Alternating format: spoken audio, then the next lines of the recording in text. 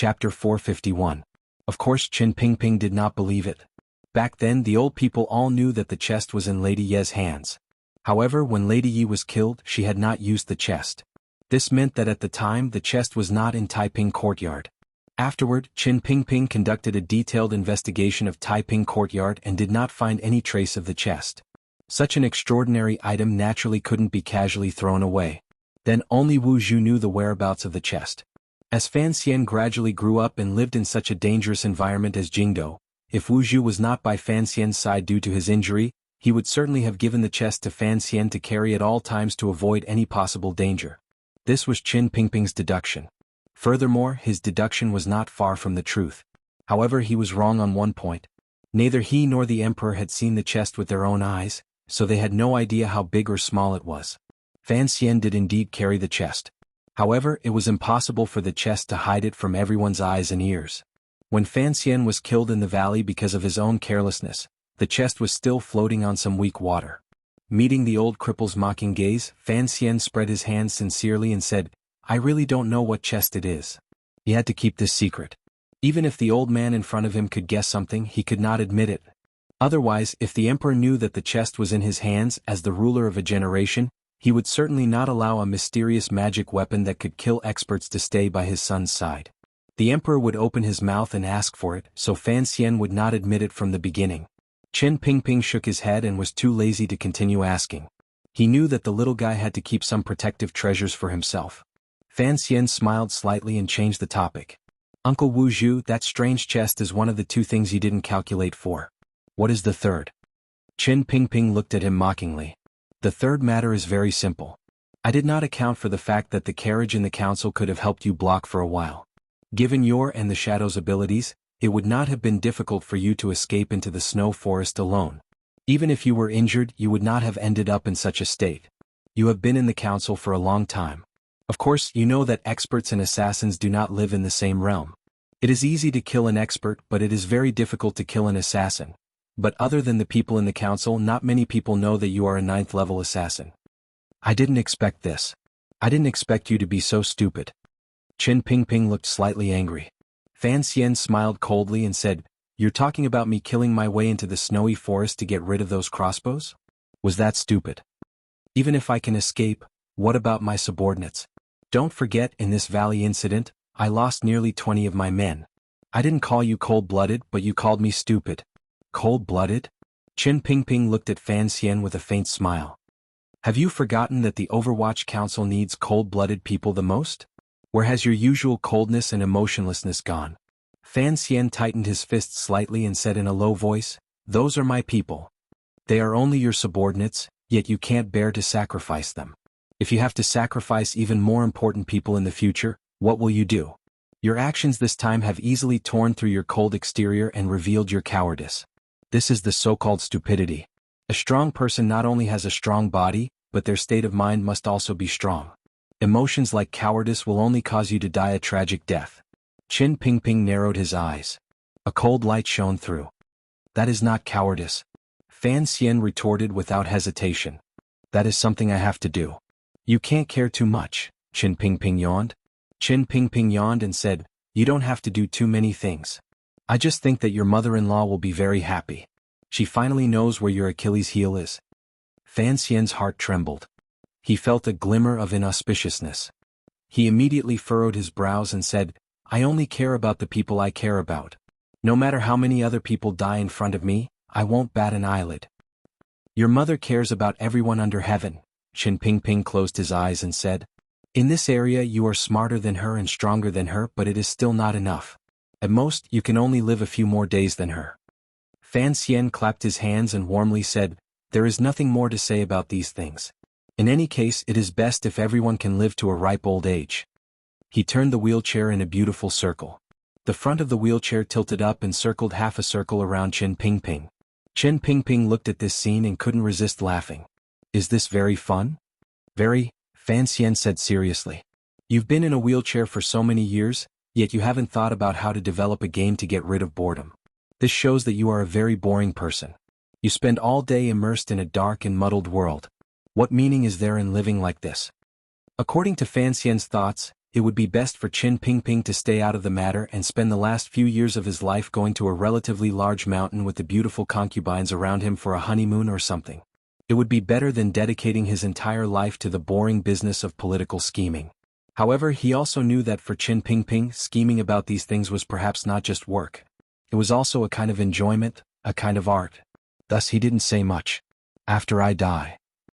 Qin Pingping raised his withered hand and casually waved it in the air in the garden. This garden is yours. As for the women inside, if you want to keep them, then keep them. If you don't, then disperse.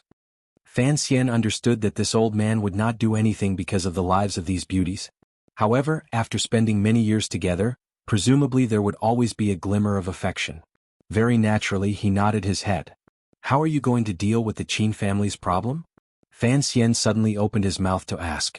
Although Qin Pingping had told him to think of the big picture and not reveal his weapons right now, he still needed to give something in return. Qin Pingping shook his head and said, everyone wants you to die. The Qin family isn't particularly good, nor is it particularly bad. If you make a move now, it will ruin the overall situation for me. Bear with it for now and see how their family is destroyed in the future. This in itself is a very happy thing. Fan Xian furrowed his brows slightly. A glimmer of helplessness appeared on his handsome face. Endure it again? In this area, you have to learn from your father, Qin Pingping said with a not quite there smile. Qin Pingping said with a faint smile, everyone in this world has died, but I see that your father is still alive. Don't say that this is not a skill. To be able to survive is already the greatest skill. Fan Xian's brows suddenly straightened like swords. Slowly he said, after all, I am a young man. I must make my attitude clear on this matter. Otherwise, any random dog or cat will come and try to kill me. It will always be inconvenient. Qin Pingping looked at him. Fan Xian did not seem to feel the old man's cold and severe gaze. He smiled slightly and said, I'll give you face. I won't touch the Qin family. I'll help you hide it and wait for the moment of the big explosion. As for the others, I will have to kill a few to accompany my subordinates in death. The wrinkles on Qin Pingping's face deepened. He sighed and said, what do the others have to do with the attack in the valley? Didn't you say it before? That all of them want me to die? Fan Xian smiled and said, since it is so, regardless of whether or not they have anything to do with the attack, I will kill a few first to establish my might. Presumably the emperor will not blame me too much. Qin Pingping shook his head in disapproval. Yan Xiaoyi has never interfered in this matter. Why must you form a death grudge with him? Fan Xian smiled coldly and said, what about Yan Xiaoyi's son? Half a year ago you only said he had a very powerful son. You didn't tell me that Sanshur was also killed by him. You also didn't tell me that this little archer was in the Jingdo garrison. Qin Pingping was silent. He had not explained everything to Fan Xian on this matter. Presumably, Fan Xian had used his own power to find out. It was not good for him to say more. He only slowly said, you want revenge, but it's not convenient for you to touch the old Qin family. Are you prepared to kill indiscriminately? The old Qin family has already been pushed to the eldest princess's side by you, Fan Xian reminded bluntly. I cut my mother-in-law with a knife and let them bear some of the Qin family's anger. Is there a problem? There is no problem, Qin Pingping said in a dark voice. It is just that your way of doing things is a bit unreasonable. Fan Xian laughed mockingly and said, meeting someone as unreasonable as you, I can't be bothered to waste my breath. Don't you know that us young people are used to being unreasonable? The winter in Jingdo was cold. Although it was not yet the coldest days of the year, snow covered the residences, jade railings and red walls. Heavy snow fell from the sky every now and then. All of Jingdo was enveloped in a cold air. The wide red walls of the royal palace were all wet from the snow and appeared a bit black. Just like the change in color of the red palace walls, all of the civil and martial officials in court knew that the Qing emperor's mood was also somewhat gloomy and dark. The news of Fan Xian's assassination had long shaken Jingdo. Everyone gradually knew the details of the matter and guessed that there must have been capable figures in the military involved. Each time they thought of how even the emperor's most tightly controlled military had problems, the civil and martial officials were all silent and cautious. They did not dare to say anything more. In the little court conferences that followed, other than state affairs, the most talked about was the assassination of Fan Xian. The investigation was led by the Overwatch Council. In cooperation with the Supreme Court and Bureau of Military Affairs, it had long begun. However, after drawing and comparing the 200 heads, not a single clue could be found. The survivor the Overwatch Council had caught was already on the verge of death. He was only hanging on by a thread. For now there was no way to question him. Other than the 5 city-guarding crossbows and clothing clues, there was no progress in the investigation of the assassination of the Imperial envoy. Although the Emperor's expression remained calm, the officials who were fortunate enough to participate in the court conferences could all feel the anger hidden in the Emperor's eyes growing stronger and stronger. However, they didn't know when this fire would spew out and burn these officials to ashes. Everyone knew why Sir Fan Jr. had rushed out of the capital last year when he had been appointed to Jiangnan Road as the Imperial envoy with full authority. It was because the rumors from Northern Qi had directly exposed the layer of secret relationship between the Emperor and Sir Fan Jr. In order to prevent the situation in Jingdo from becoming unstable, to preserve the face of the royal family, and to allow the Qing court to escape from this awkward secret, the Emperor had secretly banished Sir Fan Jr. to Jiangnan. No one had thought that once Fan Xian came to Jiangnan he would do so many things. He regulated the palace treasury, presided over the bidding, and vigorously supported the river works. In less than half a year, with the flip of a hand, he had solved the problem of the empty national treasury that had troubled the Qing kingdom for a few years. In the end, he had used the opportunity of returning home to visit relatives to clean out the nest of rats in Jiaozhou. The deputy general of the Jiaozhou Navy, Deng Xiaobo, had long been escorted back to Jingdo. He had taken his confession and made it into an ironclad case. He had been executed in the autumn. The silver in the Jiangnan treasury had long been moved back to Jingdo. The court finally had the confidence to begin major repairs to the river dikes, disaster relief and tax reductions. Each of these were Fan Xian's contributions to the Qing court. The officials all thought that such a figure could not always be left in Jiangnan. He would probably have to return to the capital in the end. Furthermore, the emperor must have thought that after a year, the news would have long faded. The powers in Jingdo would have learned to accept this kind of situation. The illegitimate child that had been banished to Jiangnan would finally be able to stand openly in court. No one had thought that on Sir Fan Jr.'s way back to the capital to debrief, he would be ambushed. This was not just an ambush on the imperial envoy or an ambush on a dragon. This matter had already touched the court's bottom line. If this matter could not be investigated clearly, it could only mean that the emperor's control over the Qing kingdom was already far from what it had been in the past. In the present day, when the battle for succession was gradually rising to the surface, this kind of signal was, without question, like a smear of red seeping out of a giant whale's wound in the ocean. It was enough to attract countless sharks to greedily come forward to fight for food. However, the case remained like a ball of fog. For a long time, it was impossible to see clearly what was going on inside. If it dragged on for a few more days, the emperor, in his anger, would probably disregard the consequences and strike down lightning as a severe punishment. The prudent officials in court were most afraid of this kind of situation. They were worried that the emperor, because of his heartache for Fan Xian and his pride, would, in a situation where there was no evidence, attack limitlessly and punish without limit, and expand this matter to a point that the Qing kingdom could not endure. Please reconsider, Your Majesty. An old official standing among the ranks of civil officials stepped forward and knelt under the dragon chair. A friend has come from afar. I want to have a good time first. I'm going to drink. To be continued. If you want to know what happens next, please log on to www.chidian.com. There are more chapters. Support the author. Support the original reading. Chapter 452. Reconsider what? The Qing emperor raised his heavy eyelids. Recently, the signs of a snowstorm in the south had gradually appeared. There were more memorials from various provinces than the snowflakes floating down from the sky. If they didn't stretch out their hands to ask the court for silver, they wanted to recruit men, or they repeatedly complained that taxes were going to be reduced next year. If it was reduced, then so be it. That person was right. If they relied on digging for silver from the ground, even if they scraped 3 feet of the ground, they wouldn't be able to get many silver shavings. For something like silver, they still had to rely on selling things. And Ji had earned so much silver for the court in Jiangnan, so the court was not in a rush for the rice stock money from each county. However, Xueqing had sent an urgent message from Hangzhou. Was the snow in Jiangnan this heavy? The emperor furrowed his brows. In the autumn of the year before last, there had been a great flood. Who knew how many of his people had drowned and how many of their houses and fields had been destroyed? With great difficulty, it had taken more than a year for the imperial court to recover and accumulate some strength. Who would have thought that there would suddenly be another great snowfall? The heavens truly did not give him, the emperor, any face. However, he heard that the Hangzhou conference in Jiangnan seemed to have anticipated the winter snowstorm and made a great deal of preparations. After all, it was an organization of the people. When it came to disaster relief, they moved faster than the government.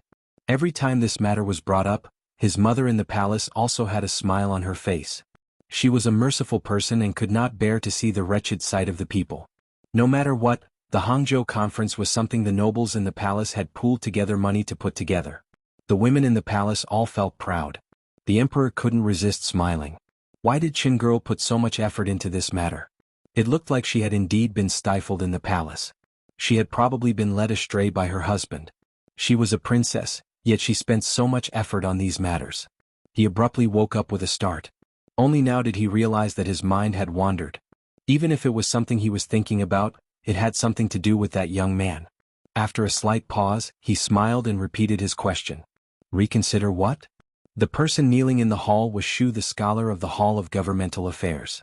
This scholar was old and had always received the emperor's respect. Furthermore, he had always walked in court as an outspoken official. Thus, when they were discussing the investigation of the assassination of the imperial envoy, only this scholar dared to stand out and refute the emperor's opinion.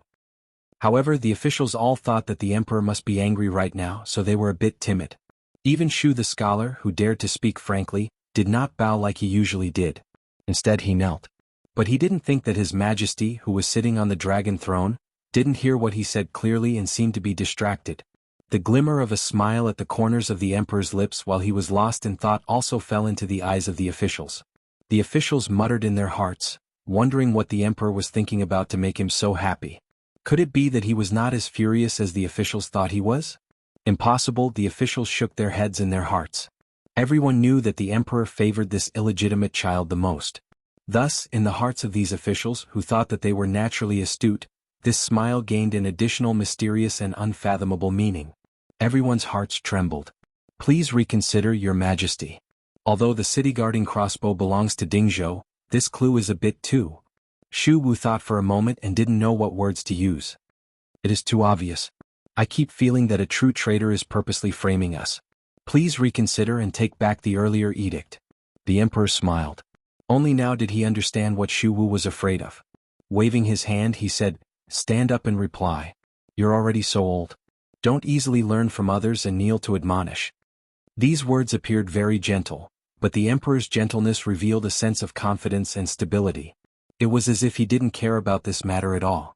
The officials had been worried about the emperor's control over the court earlier. Looking at this scene, they couldn't help but be speechless and blame themselves. How could they have been so muddle-headed? Who was the person on the dragon throne? He was the most valiant monarch since the founding of the Qin kingdom. Of course, I am not having Yi Zhong return to the capital for something as simple as debriefing. The emperor smiled slightly and gently stroked the short beard on his chin. Since the assassination of the imperial envoy has implicated him, of course he has to explain. The Yi family has guarded the country's borders for generations and has performed meritorious deeds under heaven. Of course I will not doubt it. However, there has to be a decision in this matter and a clear explanation. Shu Wu wiped the sweat from his forehead and climbed up from the ground with some difficulty. With Hu the scholar's support, he returned to the ranks. When he had first heard the emperor order Yi Zhong to return to the capital, he had thought that the emperor, in his anger, was going to directly throw Yi Zhong into prison to seek justice for his illegitimate child. Thus, in his fear, he had stepped out to admonish. Now that he heard this was not the case, he felt at ease. Although he was a civil official, he had been in court for a long time. He understood what the military meant to a country that had not even been founded for a century. Thus, he was very afraid that the emperor would wantonly humiliate and harass the military because of the assassination in the valley and shake the foundation of the court. Shu the scholar's heart was for the Qin kingdom, so he was at ease. However, the emperor's words fell into the ears of the other officials and had a different meaning. Why is the emperor suddenly so gentle toward the Yi family? It was because the emperor had not been gentle toward the Yi family in the past 2 years that the emperor had suddenly become gentle. For a moment, countless officials could not wrap their heads around it. However, the so-called might of an emperor was something the officials could not wrap their heads around. They still had to wrap their heads around. Thus, they all prostrated themselves on the ground and praised the emperor's wisdom and magnanimity. The emperor actually did not think too much about it. He was also not as angry as the officials imagined. As an emperor, He had to maintain a necessary sense of mystery and eternal calm to show that he was as unmoving as a mountain and that the world was in his hands. Furthermore, Fan Xian had not died. If Fan Xian had been killed in the valley for the Qing Emperor, it would be a criminal case. Since Fan Xian had not been killed, the criminal case had become a political matter. However, when great or muddle-headed politicians handled political matters, they all had a common trait. They were not in a hurry. The former were not in a hurry because they had a well-thought-out plan. The latter were not in a hurry because they didn't know how to act. The emperor was the former. However, he had an additional identity, so he still had an uncontrollable anger toward Fan Xian's assassination. As a father, what he wanted to do the most was to bring Fan Xian into the palace to see how his injuries were. However, this time, it was not an assassination in the Hanging Temple. He could not find any reason to bring Fan Xian into the palace. Later, he heard reports that Fan Xian had not been recovering in the manor for long before leaving the city for Qin Garden. The emperor knew that Fan Xian's injuries were not serious and relaxed. Do not forget, even if the Qing emperor was the coldest and most emotionless person in the world, no matter how much of a bastard he was still a bastard's father. Just as Qin Pingping and Fan Xian did their best to guess and test, the emperor always had a confidence that was difficult for the common people to reach, as well as a great ambition that had been hidden under his calm expression for a dozen years. As for the military's assassination this time, the emperor was shocked. Furthermore, even now he was unable to completely find out which family had acted. He only had a faint guess, but he was not very worried. On the contrary, he welcomed the fact that someone had begun to challenge his authority, and cleverly guided the situation in the direction he needed. Everything in his own country had long ceased to arouse his interest. No matter how stable he ruled the Qing kingdom's territory, for him who longed to leave his name in the annals of history, it was already meaningless, especially one with the most ink stains. He waited for that day with incomparable longing. He forcefully suppressed his excitement as he waited for the arrival of that day. "Your Majesty." A eunuch knelt outside the doors of the royal study and respectfully said to the emperor wearing a large brocade robe on the couch, "I've checked with the council. In the days before Sir Fan Jr. returned to the capital, all the manors were quiet." The emperor nodded his head to indicate that he understood. "Has news from Changzhou come back?" The eunuch's buttocks rose a little higher. In a gentle voice he said, "Governor Yin left the camp to return to the capital. There was nothing strange along the way." The emperor waved his hand and had the head eunuch retreat. The head eunuch didn't say more. However, his hand on the ground trembled slightly. He thought, there is still news from Dingzhou that hasn't been reported back. Why hasn't the emperor returned? Has he already predicted, or is he preparing to blame it on the Yi family? What do you think? The emperor casually picked up a book from the side of the couch and flipped through it. The old eunuch Hong slowly walked out. He bowed slightly to the emperor's side and slowly said, "How could I have any opinions?" The emperor smiled and said, "Everyone has their own opinion." Eunuch Hong gently coughed. After a moment of silence he said, "I think that Sir Fan Jr.'s assassination in the valley this time is truly strange. I keep feeling that it was arranged by someone. However, I cannot understand why someone with the power to arrange this would harm Sir Fan Jr." The emperor threw the book in his hand to the side. After a moment of silence he said, "Don't speak of this." "Yes, Your Majesty." Eunuch Hong bowed. A moment later, he quietly said, "The Empress Dowager invites Your Majesty to sit in Hongguang Palace in a moment." The emperor smiled warmly and said, "Is there a need for you to say this?" Eunuch Hong hesitated for a moment and then said, "There is news from outside the palace that has entered the Empress Dowager's ears. She seems to be a bit depressed." The emperor furrowed his brows slightly and asked, "What news?" "First, after that lawyer, Song Shuren, returned to the capital, his mouth has not shut. He is still discussing the Jiangnan Ming family lawsuit." Eunuch Hong carefully glanced at the emperor's expression and asked, "The Empress Dowager does not like it." The emperor's expression was slightly icy. His finger unconsciously tapped on the wooden table. Song Shuren was the person who had helped Fan Xian with the lawsuit in Jiangnan. He had argued continuously in the Suzhou government for 3 months. What he had talked about was the issue of the eldest legitimate son's right to inheritance in Qing law. This lawyer had some reputation in the capital. Presumably he was a clever person. How could he have spread this matter so widely after returning to the capital? Thinking of this, the emperor immediately understood that someone must have arranged it. The Empress Dowager must also know, which was why she was unhappy. After all, the Empress Dowager still loved her grandson, the Crown Prince. Have that lawyer shut his mouth. the emperor said coldly. After pausing for a moment, he then coldly said, "But, don't make him disappear. He is Fan Xian's person. I have to give the child some face." Eunuch Hong restrained his voice and quietly made a sound of acknowledgement. However, he did not leave immediately. "What else is there?" Eunuch Hong's withered expression did not change. In a quiet voice he said, "The palace heard. Sir Fan Jr. obtained a good sword in Jiangnan. It was sent by the head of the Overwatch Council stationed in northern Qi, Wang Qinian." The soft skin under the emperor's left eye couldn't help but jump a few times. He forcefully suppressed a glimmer of annoyance in his heart and warmly said, "I understand." Walking under the damp, vermilion and black palace walls, passing by the winter and cold-resistant golden thread willows in the garden, the lake in the palace had already frozen over. The autumn grass did not have the honor of receiving the auspicious snow and had long been cleared away by the servants and eunuchs. Along the way, a patch of cleanliness hid the desolation. The emperor walked in front with his hands behind his back through the spacious palace. No one dared to come too close around him. Behind him, Eunuch Yao led a group of young eunuchs. Holding coats, warmers and small hand stoves, he followed behind with small quick steps. Before long he came to a quiet little courtyard. There was a building in the courtyard, a small building. It was the small building where the emperor and Fan Xian had their first heart-to-heart talk. The emperor pushed open the door and entered. Casually brushing away a few snowflakes drifting down from the top of the door, he went straight up to the second floor. Eunuch Yao took the items from the hands of the young eunuchs and gave a few reminders. He then also entered the little courtyard but did not go upstairs. He could only wait quietly downstairs. At the same time he began to boil water and prepare tea. The emperor stood in the side room on the second floor. His eyes looked at the painting on the wall. He looked at the yellow-clothed woman in the painting gazing at the river bank. He did not speak for a long time. He was only silent. Although his eyes were focused on her, his heart was thinking of something else.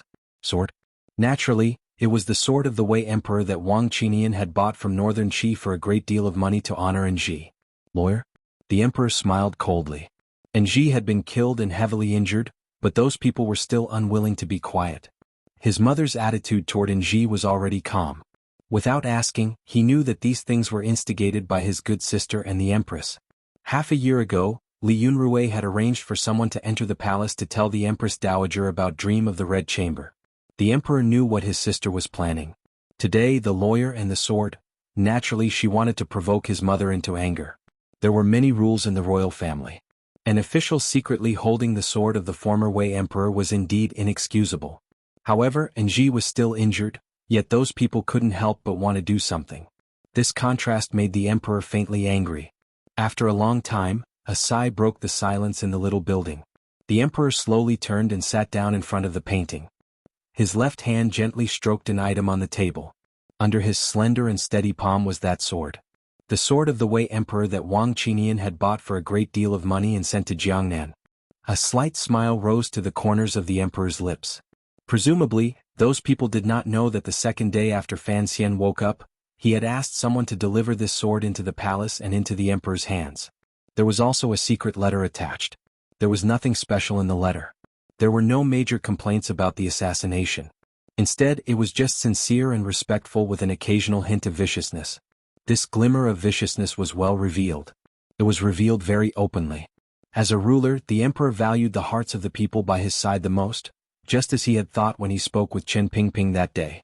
Honesty was one aspect of it. Before and after, Fan Xian appeared very honest, but the rest of his sons and officials were not honest at all. He sat like this under the painting, slightly tired and worried. The yellow-clothed woman in the painting was also slightly tired and worried. Just like this, one in the painting and one outside, the two of them rested at the same time. After a long time, the usual unswerving and steady expression reappeared on the emperor's face. Standing, he flipped his hand around the emperor's sword Fan Xian had presented and walked downstairs. Eunuch Yao carefully handed over a cup of tea. The emperor took a sip and handed over the sword. Calmly he said, "Pass on my edict. The commissioner of the Overwatch Council, Fan Xian, is loyal to the country and has deeply comforted my heart. He is specially bestowed with a treasured sword." Eunuch Yao hurriedly accepted it. In the end, the emperor lightly said, "Summon Yan Bingyun, He Zongwei and Qin Heng into the palace." He said the names of a dozen officials. These people all had one thing in common. They were all young. Eunuch Yao accepted the order and left the building.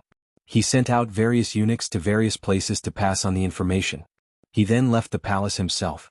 Escorted by guards, he arrived at the Fan Manor. There was no need for incense or firecrackers. He entered the back garden and gave the sword wrapped in a yellow cloth to the young man. Everything was normal. However, this matter was recorded.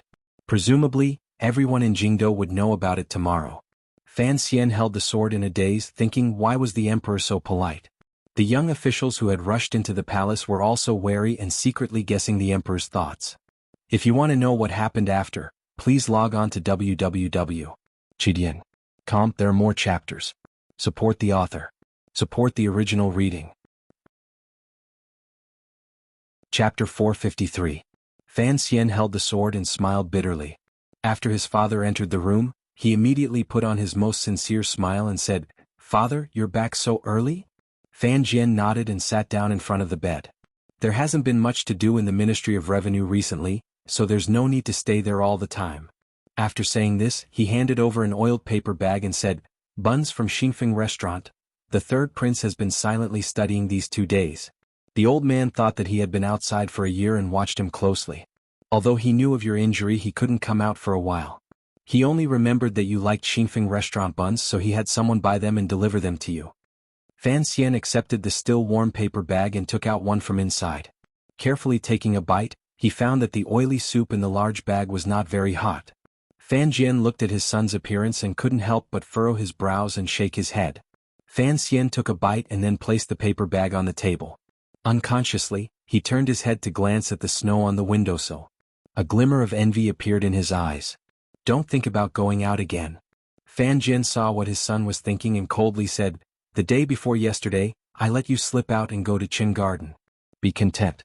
Jingdo is snowing and the roads are slippery. You're also injured, yet you don't know how to behave yourself." Fan Xian smiled self-mockingly and said, "Am I really that popular? It's not like everyone wants to stab me with a knife. Besides, in Jingdo would there actually be people who would dare to make a move?" Fan Jian smiled coldly and said, "The inside and outside of Jingdo are only a dozen li away. What difference do you think it makes?" He was silent for a moment and then quietly said, "It's best if you calm down for now. The emperor will naturally seek justice for you." Fan Xian's mouth respectfully agreed, but in his heart he was thinking of a completely different matter. Both Qin Pingping and Fan Jian seemed to be watching the emperor's attitude. The two old men also had their own private actions. However, they both hid it from Fan Xian and didn't want him to get too involved. However, Fan Xian knew that the one who was injured was him. He was also the first to bear the brunt. Blindly enduring it was not in line with his principles. As for what the emperor would do next, Fan Xian could vaguely guess a little through his conversation with Qin Pingping. However, the change of blood in court did not seem to have much to do with him. After his father left the room, Fan Xian rolled his eyes and stretched. He tested the wound on his back and found that it was almost healed. His medical skills and his freakish physique made him very suitable for a life of dancing on the edge of a sword. He got out of bed and put on his clothes and shoes.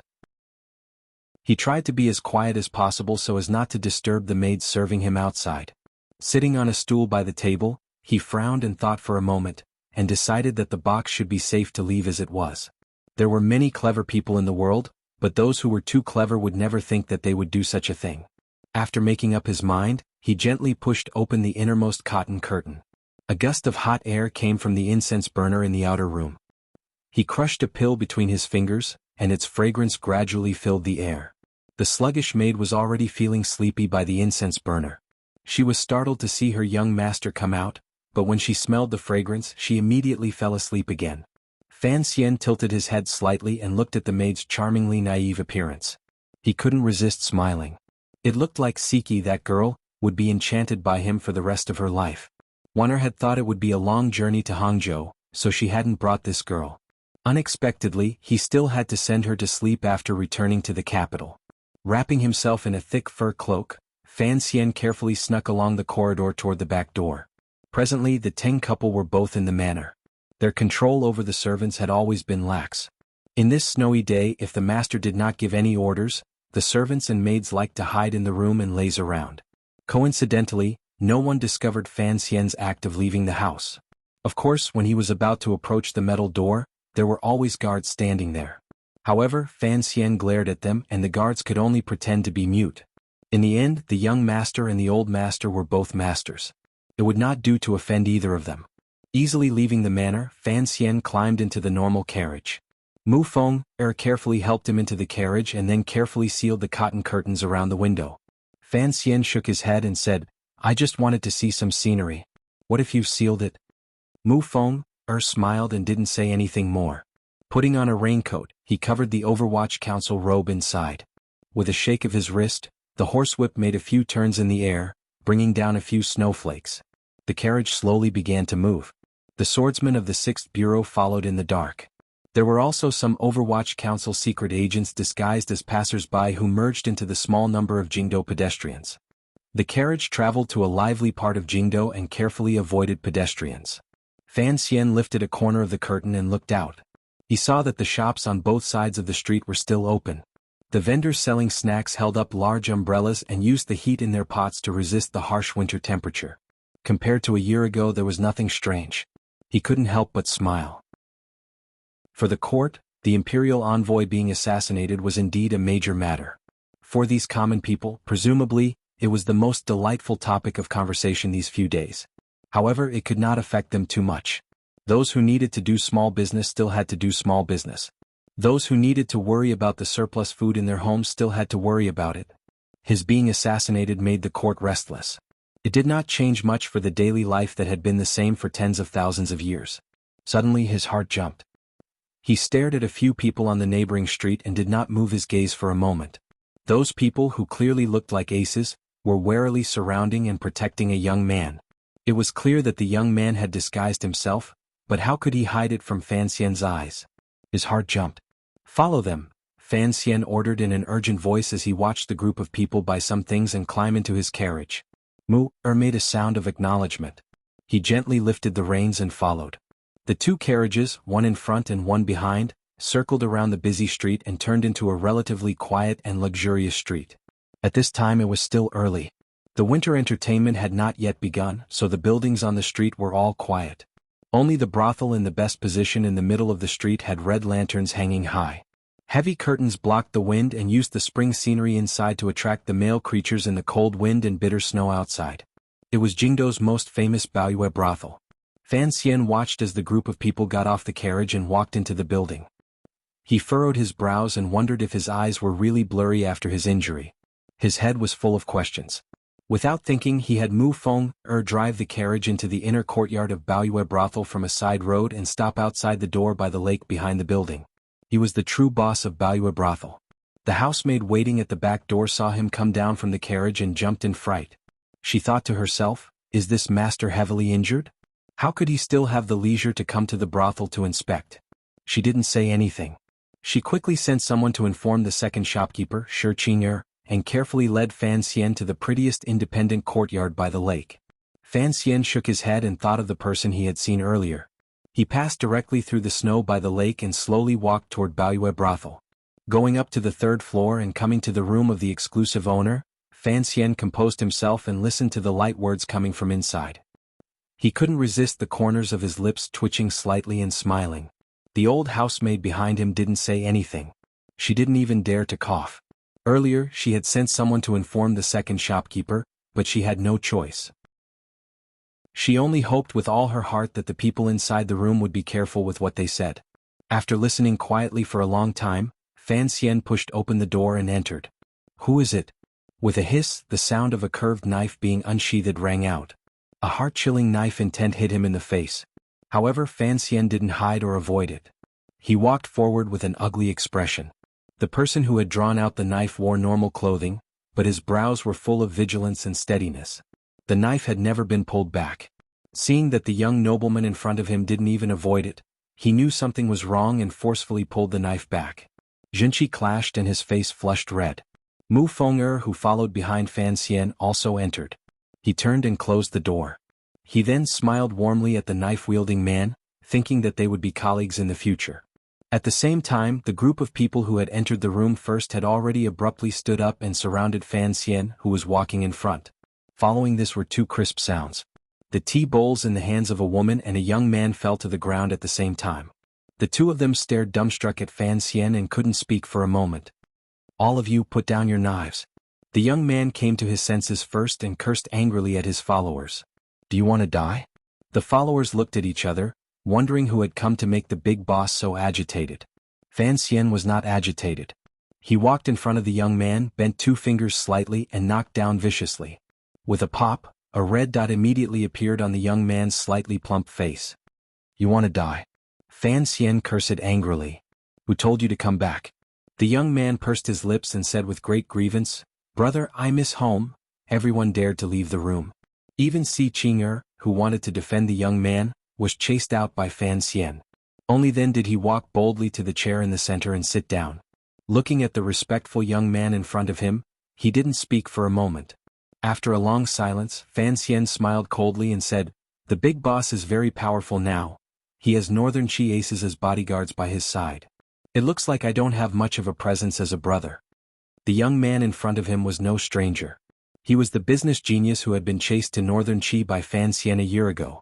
He had now completely taken over the business routes of the Cui family and managed the smuggling business between the Northern Qi royal family and Fan Xian in Jiangnan. He was the second son of the Fan Manor, the one with the annoying pockmarks on his face.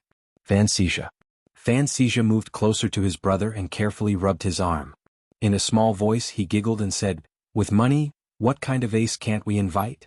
Fan Xian was angry and angrily scolded, Why did you sneak back like this? Don't you know the wanted posters are still up all over the world? Fan Xizha smiled and said, That's just a piece of scrap paper. I glanced at it at the Cangzhou gate. It has long been soaked in the rain. How could it still recognize me? Fan Xian couldn't resist scolding, Don't keep smiling. Tell me what happened. Why did you sneak back? Why didn't you tell me beforehand? Fan Xizha was momentarily speechless. He scratched his head for a while and then said, In a few days it will be father's birthday. Only now did Fan Xian remember this matter.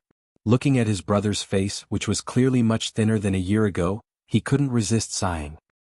He thought of how he had been alone in Northern Qi for more than a year and had to deal with so many complicated matters at such a young age.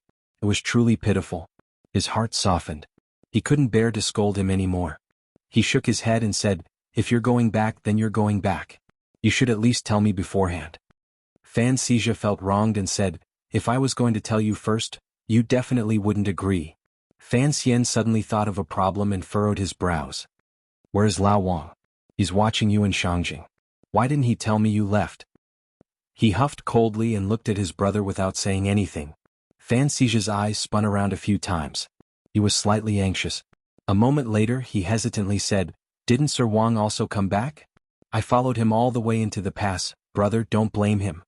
Fan Xian slammed the table and roared angrily, This old shameless fellow also came early?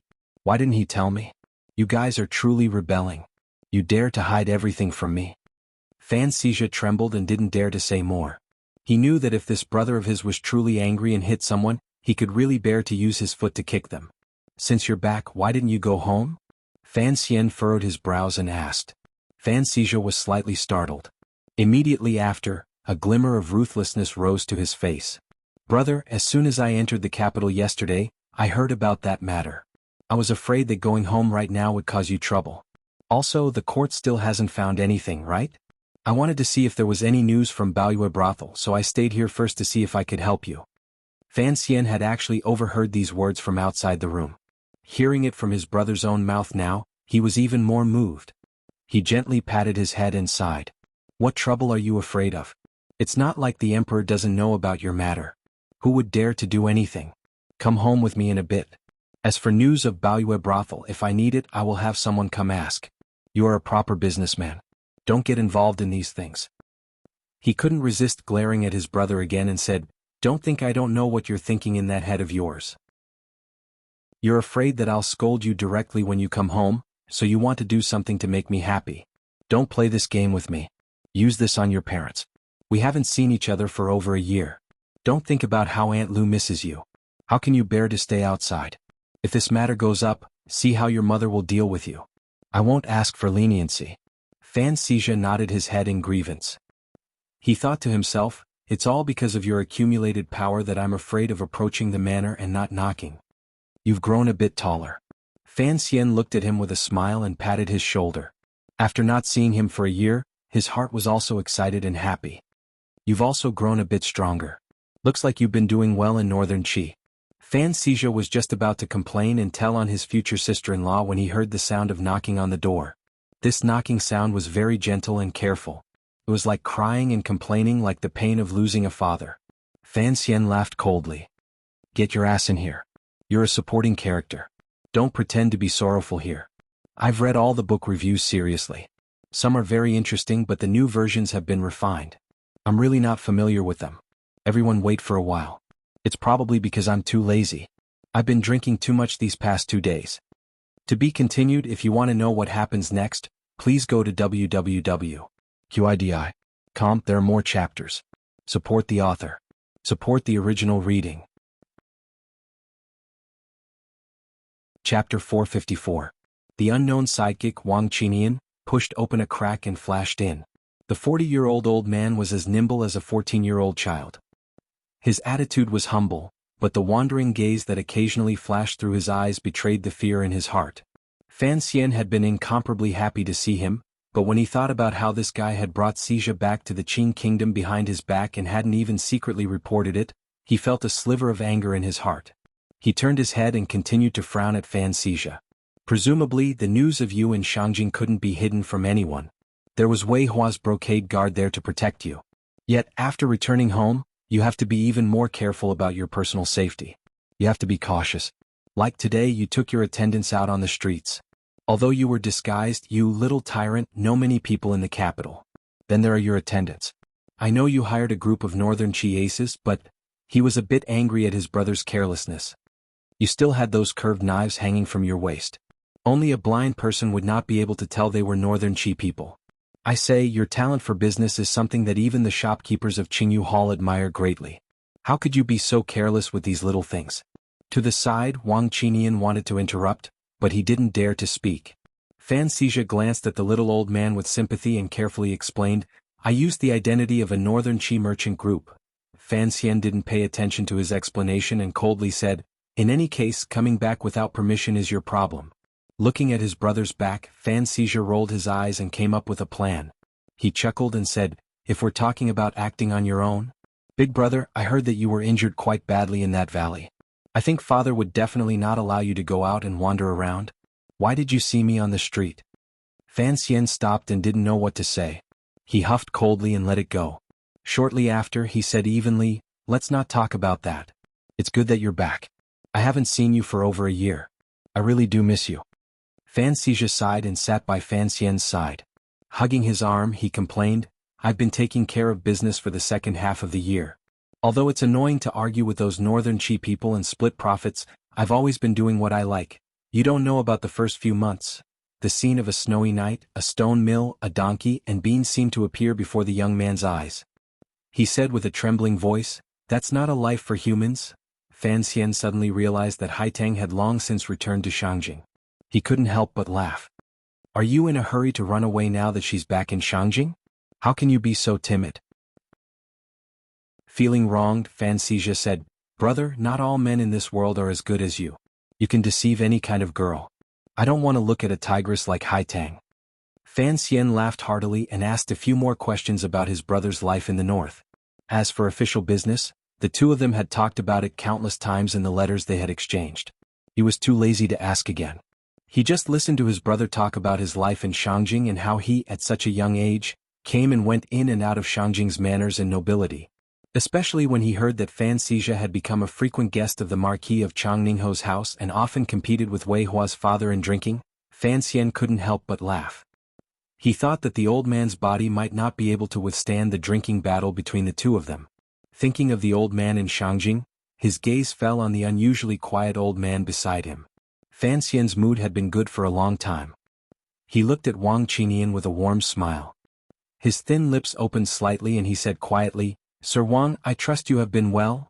Anyone who had interacted with Fan Xian knew that when Sir Fan Jr.'s smile was at its warmest, it was when the evil fire in his heart burned brightly. At such a time, no one wanted to provoke this good-looking young man. As Fan Xian's confidant, Wang Qinian knew his temper well. Seeing the smile at the corner of his lips, his heart trembled. With a pained expression he said, "Sir, spare me, when did you get here?" Fan Xian picked up the teacup next to him and took 2 sips to moisten his throat. He noticed that the teacup had the fragrance of rouge, and only then did he realize that it had been drunk by Si Qing. He frowned slightly and switched to his brother's cup. But then he thought of something else. He tilted his head and asked, "Where is your woman?" These 2 questions were directed at 2 different people. Fan Xizha laughed and said, "She's in Shangjing tied up all day. It's a bit boring." Wang Qinian said honestly, "I really did get here yesterday. I already went to the council to report to Sir Yan, but the council said that you weren't feeling well after your injury, and told me not to rush into the manor." Fan Xian glared at his brother, thinking that this kid was going to be 16 this year. Why did he sound like a middle-aged married man? But then he thought about how Fan Xizha had started a brothel at such a young age, and how he had taken advantage of it at such a young age. It would be difficult for him to know what it meant to cherish women. He frowned and asked Wang Qinian, "You should know the arrangements for your return." Wang Qinian straightened his body and laughed. "I heard that you want me to take over your position in the first bureau? I won't do it." Fan Xian was startled and opened his mouth to scold him. "Even the director guessed that you would say that. That is the only brothel out of the 8 bureaus. If you don't take over such a good position, how can I rest assured? You've been in Northern Qi for a year and a half.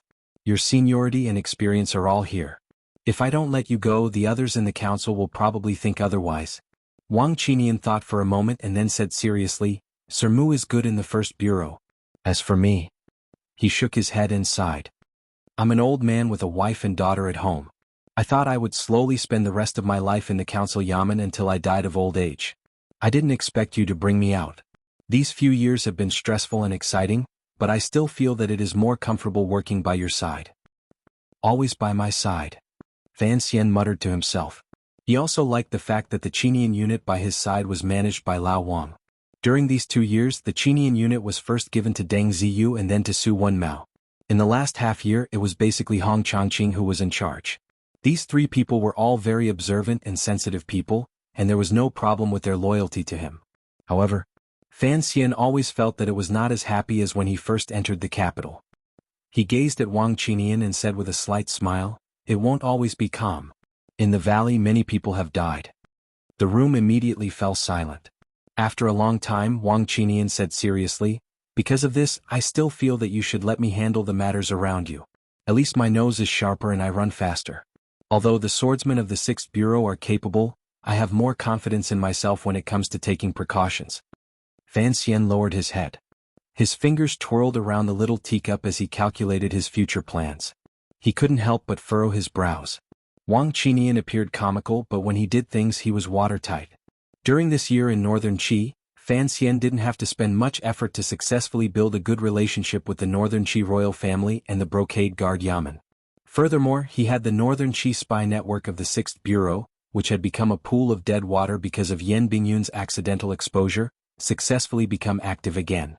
The smuggling of the Jiangnan Palace treasury to Northern Qi and Fan Xian's understanding of Northern Qi's movements all relied on this wizened old man in front of him.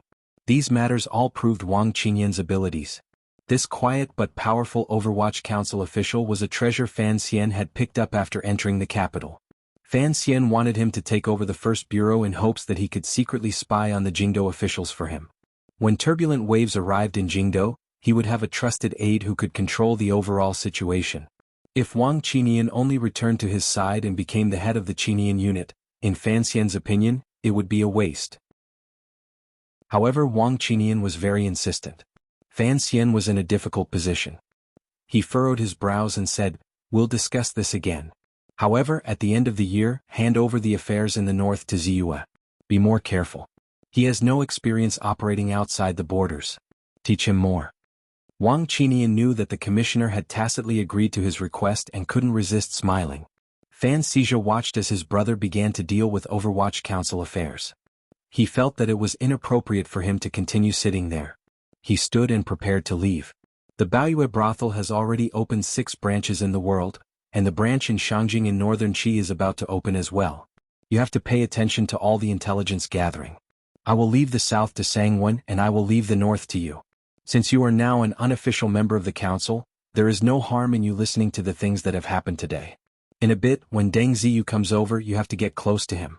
Although he is my subordinate, in the coming year in Northern Qi the two of you have to work together. You cannot be too self-conscious. How about that? You can't be too self-conscious. How about that? This was Fan Xian's most pressing thought after the attack in the valley. He had to build up his own intelligence system. This system didn't need to be too big. It needed to absorb nutrients from the big tree that was the Overwatch Council. Otherwise, once the Overwatch Council became mute and closed itself off, Fan Xian was worried that it would be like the valley and he would once again become blind. As he spoke, there was a knock on the door. The person who came was using the Overwatch Council's standard method of reporting to a superior. Fan Xian smiled and made a sound of acknowledgement. Deng Ziyu, dressed in a black robe, pushed open the door and entered. He knelt on one knee in greeting to Fan Xian. After he rose, he looked at Wang Qinian to Fan Xian's side and said excitedly, "Sir Wang, you've returned to the capital?" Back when Fan Xian had formed the Qinian unit, he had only picked Wang Qinian. The subordinates after that had all been personally picked by Wang Qinian. Deng Ziyu was the first person Wang Qinian had picked into the group, so he had always viewed Wang Qinian as a teacher and a superior. Suddenly seeing him today, he couldn't help but be happy. "All right." Fan Xian smiled. "There's no need to talk about parting in this building today. We'll talk about the arrangements after they've settled." He paused and then asked, "How many more days until Wan and the others arrive?" 3 more days, Deng Ziyu replied calmly. "There are Tiger Guard swordsmen accompanying them all the way. Additionally, after hearing that you were assassinated, the various provinces are on alert and have strengthened their defenses. There shouldn't be any problems." Fan Xian nodded. He was actually not very worried. Assassinations always had to have benefits. For those people, killing him was too tempting, but assassinating other members of the royal family had no benefit at all. The room was silent. Fan Xian was the commissioner of the Overwatch Council. The other 2 were high-ranking officials of the same level as the heads of the 8 bureaus. It was the first time Fan Xizha had participated in a council meeting of this level. He felt that the atmosphere was very different from when he was gathering merchants in the north to pick up girls and calculate money. He couldn't help feeling nervous and unconsciously played with his thick and clumsy fingers. However, Fan Xian remained silent. After a long silence, Wang Qinian opened his mouth and asked, "Sir, is someone else coming?" Fan Xian nodded and furrowed his brows slightly. "He should be coming." Wang Qinian scratched his head and said, "I arranged to meet with the second young master here. Ziyu was notified by you. Who else?" Fan Xian smiled and said, "Right now, all the powers in Jingdo know that the Baoyue brothel is my territory. I don't know how many eyes are watching this place. What we are talking about here, I'm afraid it will soon spread to the various manors. That kid will not relax his watch on this place." He slowly lowered his head and said, "Since he knows I am here, why won't he come?" Wang Qinian sensed a glimmer of something else in these words. After a long time, a steady knocking sound rang out for the 3rd time that day on that quiet wooden door. A young man pushed open the door and entered. His clothes were whiter than snow. His brows were cold and frosty, and the coldness of his entire body suppressed the fluttering snow outside Baoyue brothel. Fan Xian sighed in his heart. The gloominess between his brows was swept away. His face broke into a smile. "You came quickly." The white-clothed man didn't want to joke with him and coldly said, "Sir, as the commissioner with full power of the Overwatch Council, you should know that your life is not just your business alone." At this moment, everyone in the room quickly rose and bowed. "Greeting," they said. "Greetings, Sir Yan." The person who came was Fan Xian's brain, the always icy Yan Bingyun. The 5 people in the room were all powerful figures of the Overwatch Council's new generation. Strangely, these 5 people were also the key figures who had clashed head-on with the second prince a year ago because of the Baoyue brothel matter. On the night Fan Xian chased Fan Xizha out of Jingdo, these 5 people had all been together. Other than the Black Knight Jinggu who was far away in the camp outside the capital, Su Wenmao who stayed in Jiangnan to deal with palace treasury matters, and the Mu uncle and nephew outside the room, as well as Hong Changqing who was keeping records in the council, this room was all of Fan Xian's direct subordinates in the Overwatch Council. Everyone sat down. Fan Xian gazed at Yan Bingyun with a not-quite-there smile. Using his index finger to rub between his brows, he said, 3 things. Everyone listened quietly. Even Yan Bingyun clasped his hands together slightly. "First, the emperor has summoned 14 young officials into the palace," Fan Xian said calmly. "The court wants to change a batch of blood, but I don't know how much of a commotion it will cause. By tomorrow, send the files and information of these 14 people to me. Those who can be controlled immediately begin to control them. For those who cannot be controlled, find out the illegal things they did when they were still wearing open pants. We also have to think of a way to control them. Wearing open pants? Naturally, they had to dig deep into the deepest parts of the officials' souls. Everyone in the room was silent. They felt slightly uneasy. When the court selected officials, it did sometimes require the Overwatch Council to first examine their past official experiences. However, for the commissioner to order them like this, it was clear that they were not working for the court, but Fan Xian knew that his trusted aides had all understood and didn't explain much. Because of his assassination attempt, the emperor would certainly take the opportunity to do something. For him, this was a rare opportunity. Other than a few people, these young officials did not have any obvious factions. Because they were clean and had no powerful backers, it gave Fan Xian a chance to secretly interfere in court politics. Yan Bingyun suddenly shook his head and said, "Even mine have to be given?" Among the 14 young officials, Yan Bingyun's name was also on the list. This had only happened a few hours ago. Yan Bingyun had left the palace and knew that Fan Xian had come to Baoyue Brothel, so he had hurried over. He also knew that there were not many things in Jingdo that could be hidden from Fan Xian's eyes and ears. "If it's fake, then write one," Fan Xian said without good humor. "There's no need for Qin Heng. The council's files are clear. The main point is he's Zhongwei. This person looks like the emperor admires him." He immediately smiled coldly and said, "But I don't admire him." "The second matter," Fan Xian said quietly. "There is a spy in the council. After Zhu Ge died, the internal disputes seem to have weakened. Drag him out. I don't want any more problems in the future." Yan Bingyun smiled and didn't say anything. Fan Xian did not smile and glared at him. "The third matter," he looked at Yan Bingyun and said, "Prepare some paper and prepare to wipe the council's mess. I'm going to kill a few people." "Kill who?" Yan Bingyun met Fan Xian's forceful gaze and calmly asked, "If it is a high-ranking official, I object. After the assassination this time, the emperor can no longer tolerate it. If you act rashly, it will not help matters." Fan Xian lowered his head slightly. His palm unconsciously rubbed the head of his brother beside him. Raising his head, he said, "Killing is not the goal.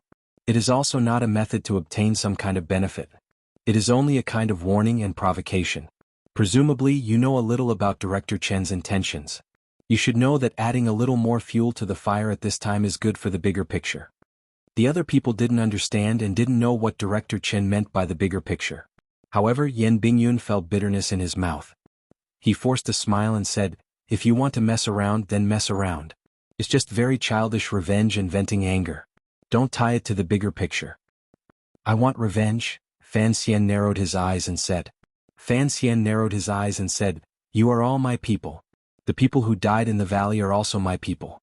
Since my people have died, their people must also die." In the end, he gave orders to his most trusted subordinates. "The day before Wana returns to the capital, I will hold a banquet in Baoyue Brothel. I have invited the Crown Prince, the Great Prince, the Second Prince, Qin Heng, and the 2 deputies of the Bureau of Military Affairs. Prepare." "Governor Yen?" Wang Qinian noticed that Fan Xian had left out an important figure in the eldest princess's faction and reminded him. To be continued. If you want to know what happened afterwards, please log on to www.chidian.com. More chapters. Support the author. Support original reading. Chapter 455. There's no need. Fan Xian shook his head and sighed. "Losing a son at an old age, I'm afraid this super ace will go crazy when he arrives and slaughter the royal family in this brothel. How will I explain it to the emperor then?" Everyone in the room felt their hearts skip a beat. They understood the meaning behind Fan Xian's words. These people were Fan Xian's trusted aides, so they knew what kind of tenacious and gloomy heart the commissioner had under his gentle exterior. Naturally, they did not think he was being facetious. Yan Bingyun finally could not suppress the shock in his heart. He raised his head and asked, "Is it necessary?" Fan Xian nodded calmly. His index finger was still rubbing between his brows as if he wanted to rub away all of the gloom these days. Danzhou is good, Jingdo is difficult. Since the two sides, in the end, are in a situation of life and death, I'm used to acting first. Among the people present, Fan Xizhe was closest to Fan Xian. However, he was too young. Hearing people like his elder brothers discuss a certain person's life and death so blatantly, he was unable to react. The others did not dare question Fan Xian's orders. Only Yan Bingyun persisted and said, "It's not a good thing to explode early." Fan Xian shook his head and explained, "It won't explode early. The emperor will certainly think of a way to turn the matter of me being assassinated into something beneficial for the court. However, for the council, I'm afraid it won't be of any benefit." After saying a few more words about the future matters of the Overwatch Council in Jingdo, this secret brothel meeting ended. Chen Pingping was basically no longer in charge of matters. The old leaders of the 8 bureaus of the Overwatch Council calmly made way. Fan Xian and Yan Bingyun discussed and could basically confirm most of the matters. Wang Qinian and Deng Ziyu left first and began to prepare the matters the commissioner had ordered. As Yan Bingyun left, he couldn't resist turning his head and furrowing his brows. Killing Yan Xiaoyi's son. This is admittedly a very serious warning, but it will also drive a ferocious tiger crazy. Presumably, you have other plans in your heart that you have not made clear. Fan Xian was silent for a moment. He then said, "Correct, I won't hide this from you. As a superior 9th level ace, Yan Xiaoyi is the martial and military power the other party can rely on the most. Even if I have to pay the price of my official career, I will fight to get rid of him early." He did not reveal his thoughts completely. Yan Xiaoyi was different from the Yi and Qin families. This person did not have a cooperative relationship with the eldest princess. Rather, he had a loyal relationship. In the end, he would become an obstacle on Fan Xian's path. Fan Xian was not like the Qing emperor who had that kind of abnormal self-confidence. Thus, he always had a strange feeling toward Yan Xiaoyi's arrows. He always felt his heart palpitate. Before the big explosion came, if he could destroy this divine bow of the Qing kingdom's north, Fan Xian felt that his life would be much happier. Killing Yan Xiaoyi's son would only make that peerless expert go crazy, and killing this peerless expert would most likely make the eldest princess go crazy. Fan Xian liked this kind of unusually exciting and risky attempt. Even if this matter could bring about many variables and could cause the emperor's will to shift in an instant, he still wanted to try it like crazy. He wanted to wipe away the shadow of the arrow in his heart. Yan Bingyun looked at Fan Xian like he was looking at a madman. A moment later he sighed and said, "Governor Yan's cultivation is astonishing. How could he be so easy to kill? Even in the entire council, there is no way to find someone who can defeat him. Even if you weren't injured, you wouldn't be able to kill him with your sword, much less now that you are injured. Also, presumably, the director did not make such crazy arrangements." "No," Fan Xian shook his head. "The old cripple is probably even crazier than me. I don't want to be driven to death by his madness. If I want to protect my life, I also have to be a bit crazier. Other than the two of you, I don't want anyone else to know what I'm thinking." Fan Xian patted Xija's shoulder and stared at Yan Bingyun. "The words we said in the hills outside Jingdo in the past still count. If you want to follow me and create a large situation, sometimes, I hope you can be more attentive to me and not just to the Overwatch Council and court." Yan Bingyun knew he was talking about the path of powerful officials and the joy of the world. He sighed. Worry appeared between his brows and he went downstairs. Pushing open the window on the 3rd floor of Baoyue brothel that faced the street, Fan Xian and his brother looked at the snowy scene on the street through the railing and were speechless for a long time. Snowflakes slowly floated down from the sky and gently landed on people's hats, shoulders, umbrellas and the roofs of carriages. Jingdo was solemn and was mainly dark. Particularly, the street in front of Baoyue brothel was filled with black carriages of the Overwatch Council. Inside and outside the carriages were Overwatch Council officials in deep black rainproof lotus robes. It looked even darker. Fortunately, there was endless snow that slightly removed the darkness. Pure white snowflakes adorned the completely black world and formed a clear and beautiful picture. Fan Xian narrowed his eyes and looked down. Wang Qinian and his group had left. Deng Ziyu had left. Yan Bingyun, who was the last to leave the building, had also left. The Overwatch Council officials and secret agents on the street had disappeared without a trace in an instant. He couldn't resist smiling slightly. Presently, his subordinates all had at least a dozen capable people by their side. In court and officialdom, who dared to be disrespectful to these trusted aides of Sir Fan Jr.? These capable trusted aides had also helped Fan Xian lay out an even larger power net, making Fan Xian's position in the Qing kingdom even more stable and high. The so-called system was stacked layer by layer like this. However, the glory today was not something that the young man who had just entered Jingdo and muddle-headedly formed the Qinian unit could have imagined. "Don't tell father what I said today." Fan Xian tilted his head and glanced at his brother. Warmly he said, "I don't want him to worry about us juniors." Fan Xija made a sound of acknowledgement and chuckled. Brother, it's useless even if you say it. Father is good at managing the national treasury, but when it comes to killing people he can't help you much. He's nowhere near as powerful as your Overwatch Council. Fan Xian smiled. The 80 tiger guards the royal family usually used as guards could be said to be the most powerful martial force other than the Imperial Army guards. Even if not all of them were as powerful as Gouda, who used a knife, 7 tiger guards could defeat Begonia Duo. How terrifying were these 80? Their serious and honest father had secretly trained so many aces for the royal family. Given Fan Xian's understanding of his father's temperament, it was impossible that he didn't keep some powerful people for himself in the Fan manor. Such a minister of revenue had long left the power of a minister. Killing people? Fan Xian looked at his brother and shook his head. He didn't say anything. Thinking back to the time when the Emperor and the Empress Dowager's own brother had been beheaded by our father with one strike. Who dared to say he didn't know how to kill people? However, his father was used to enduring silently. He was used to calmly staying out of things and watching them happen, so not many people knew of his ruthlessness. Only old foxes like Qin Pingping and Prime Minister Lin knew the true power of this Minister of Revenue. However, Fan Xian did not want his father to suddenly change his way of doing things because of his own matters. Did you see Ruoruo in Shangjing? Fan Xian lightly changed the topic. It was better to let his father maintain that serious and pedantic image in his brother's heart. However, ever since Ruoruo had learned from Ku He, there had only been some letters sent to Jiangnan. Afterward, there had been no news of her. Although Fan Xian knew very well that nothing had happened to his sister through Haitang's relationship with the Northern Qi Emperor, the brother-sister relationship was deep. He would always miss her. I've seen her a few times, Fan Xizha said with a smile. She is studying medicine with Imperial Advisor Ku He and has some fame in Shangjing. However, I heard that she went to Shi Mountain to gather herbs in the second half of the year. She is cultivating in the mountains and hasn't come back. Fan Xian laughed coldly and scolded, Ku He, that old bald donkey, is truly shameless to the extreme. In the original agreement, I didn't give them anything less, yet it's just to teach Ruoruo medicine? Does she need to learn medicine from him? With me or Sir Fei, which one isn't better than him? He just doesn't want to pass on the heart of Tianyi Dao to my sister, yet he's found all these excuses. He spoke angrily, but Fan Xizha listened to him with shock. Although this kid was also a troublemaker who feared nothing but his brother's big feet, he had lived in Northern Qi for a long time.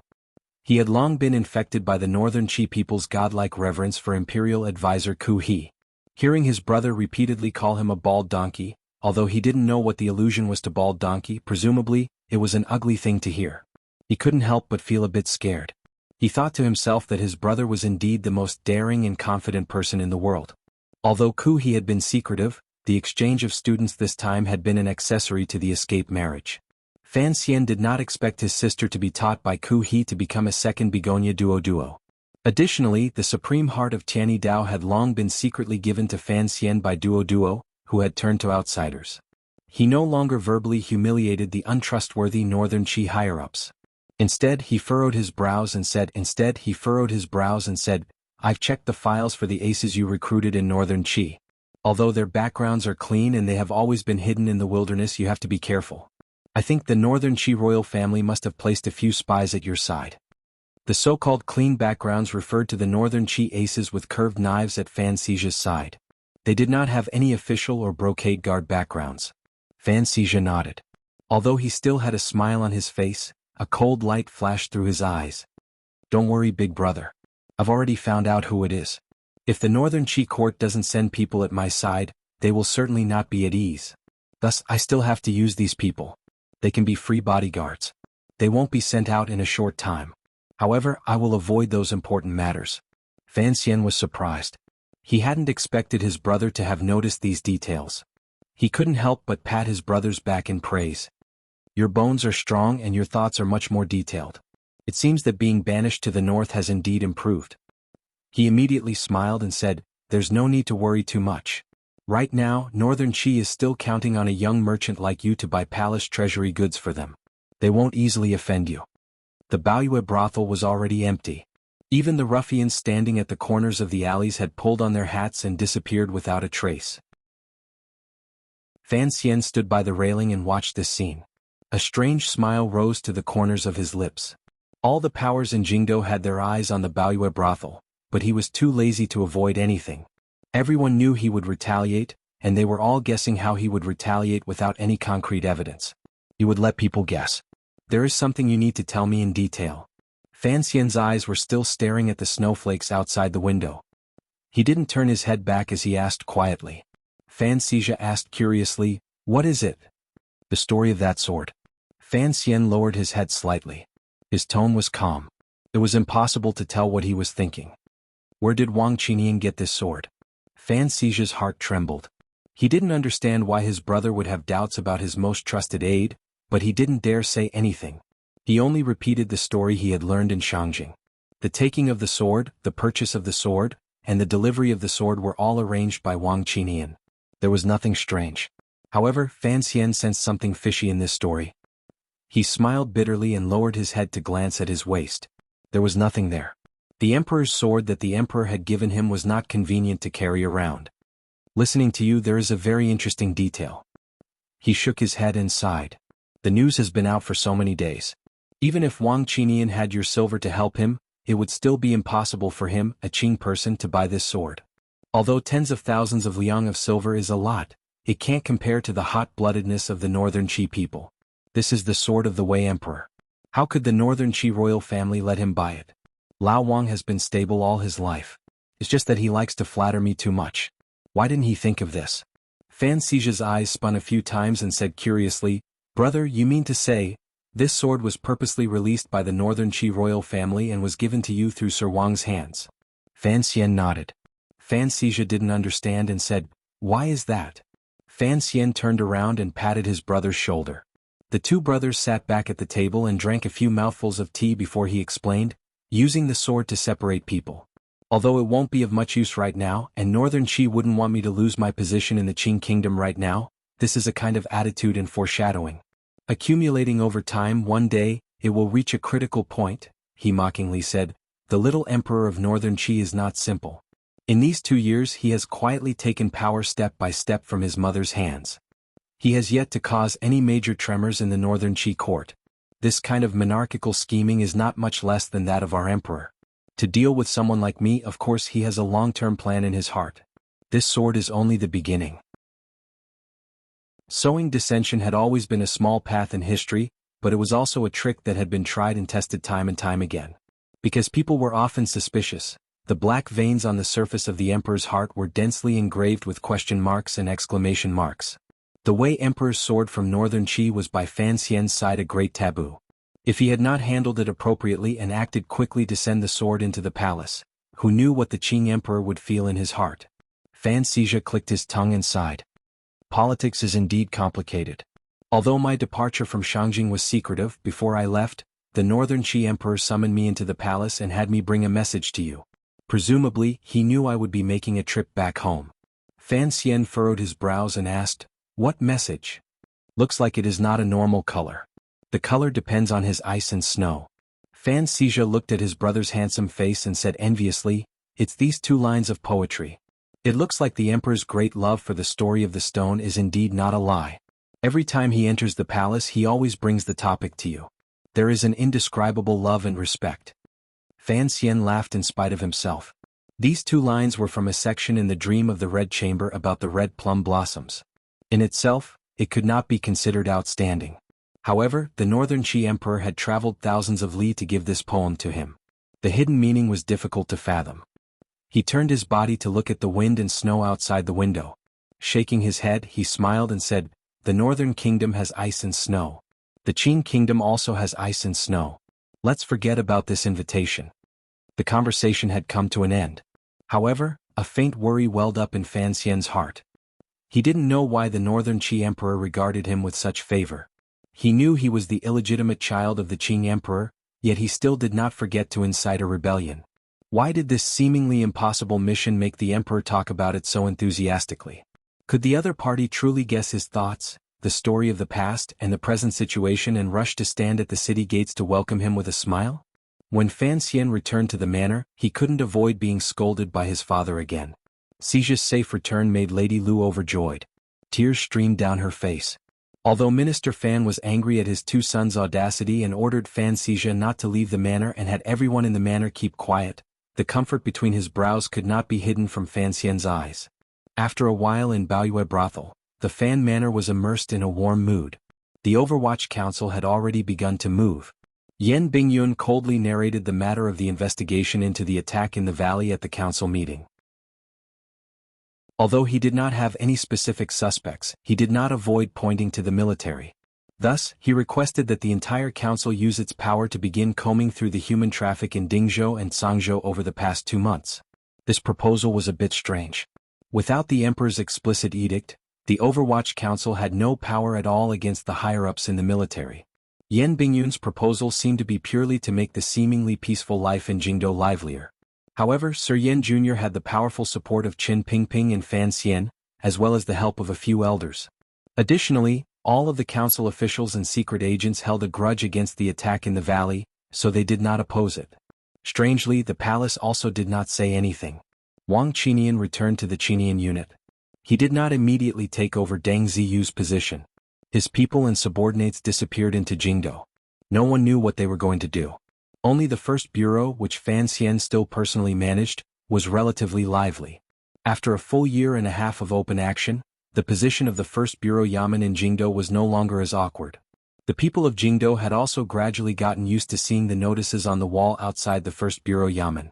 For example, yesterday he had caught the corrupt official and today, he had found a parasite in a certain department. After Fan Xian had cleaned up the first bureau, these kinds of shady and private matters of the court were openly posted. The people of Jingdou often read them like they were reading a legendary crime-solving novel. One day the old notices on the wall were suddenly torn down. After washing them with snow water, the temporary head of the first bureau, Mu Tai, whose face was like black iron, personally brushed the paste and pasted a new piece of paper on the wall. The people gathered around curiously.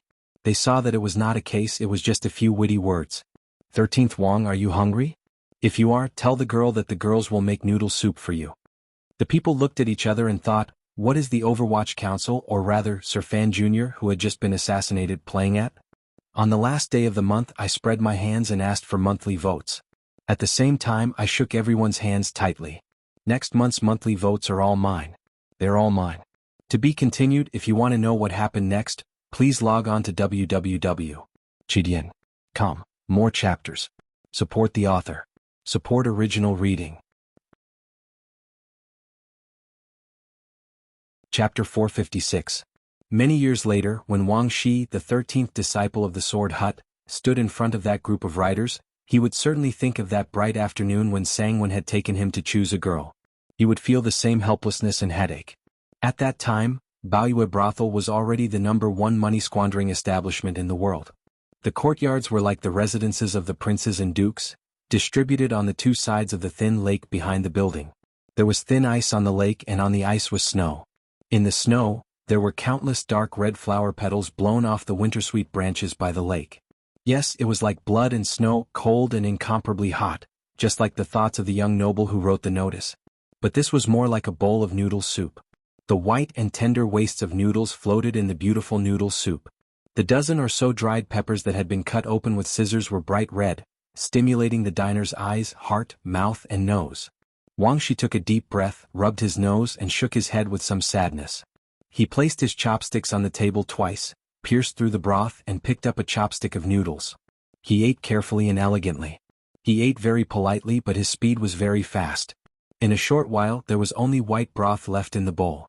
Without stopping he picked up the bowl and drained it in one gulp.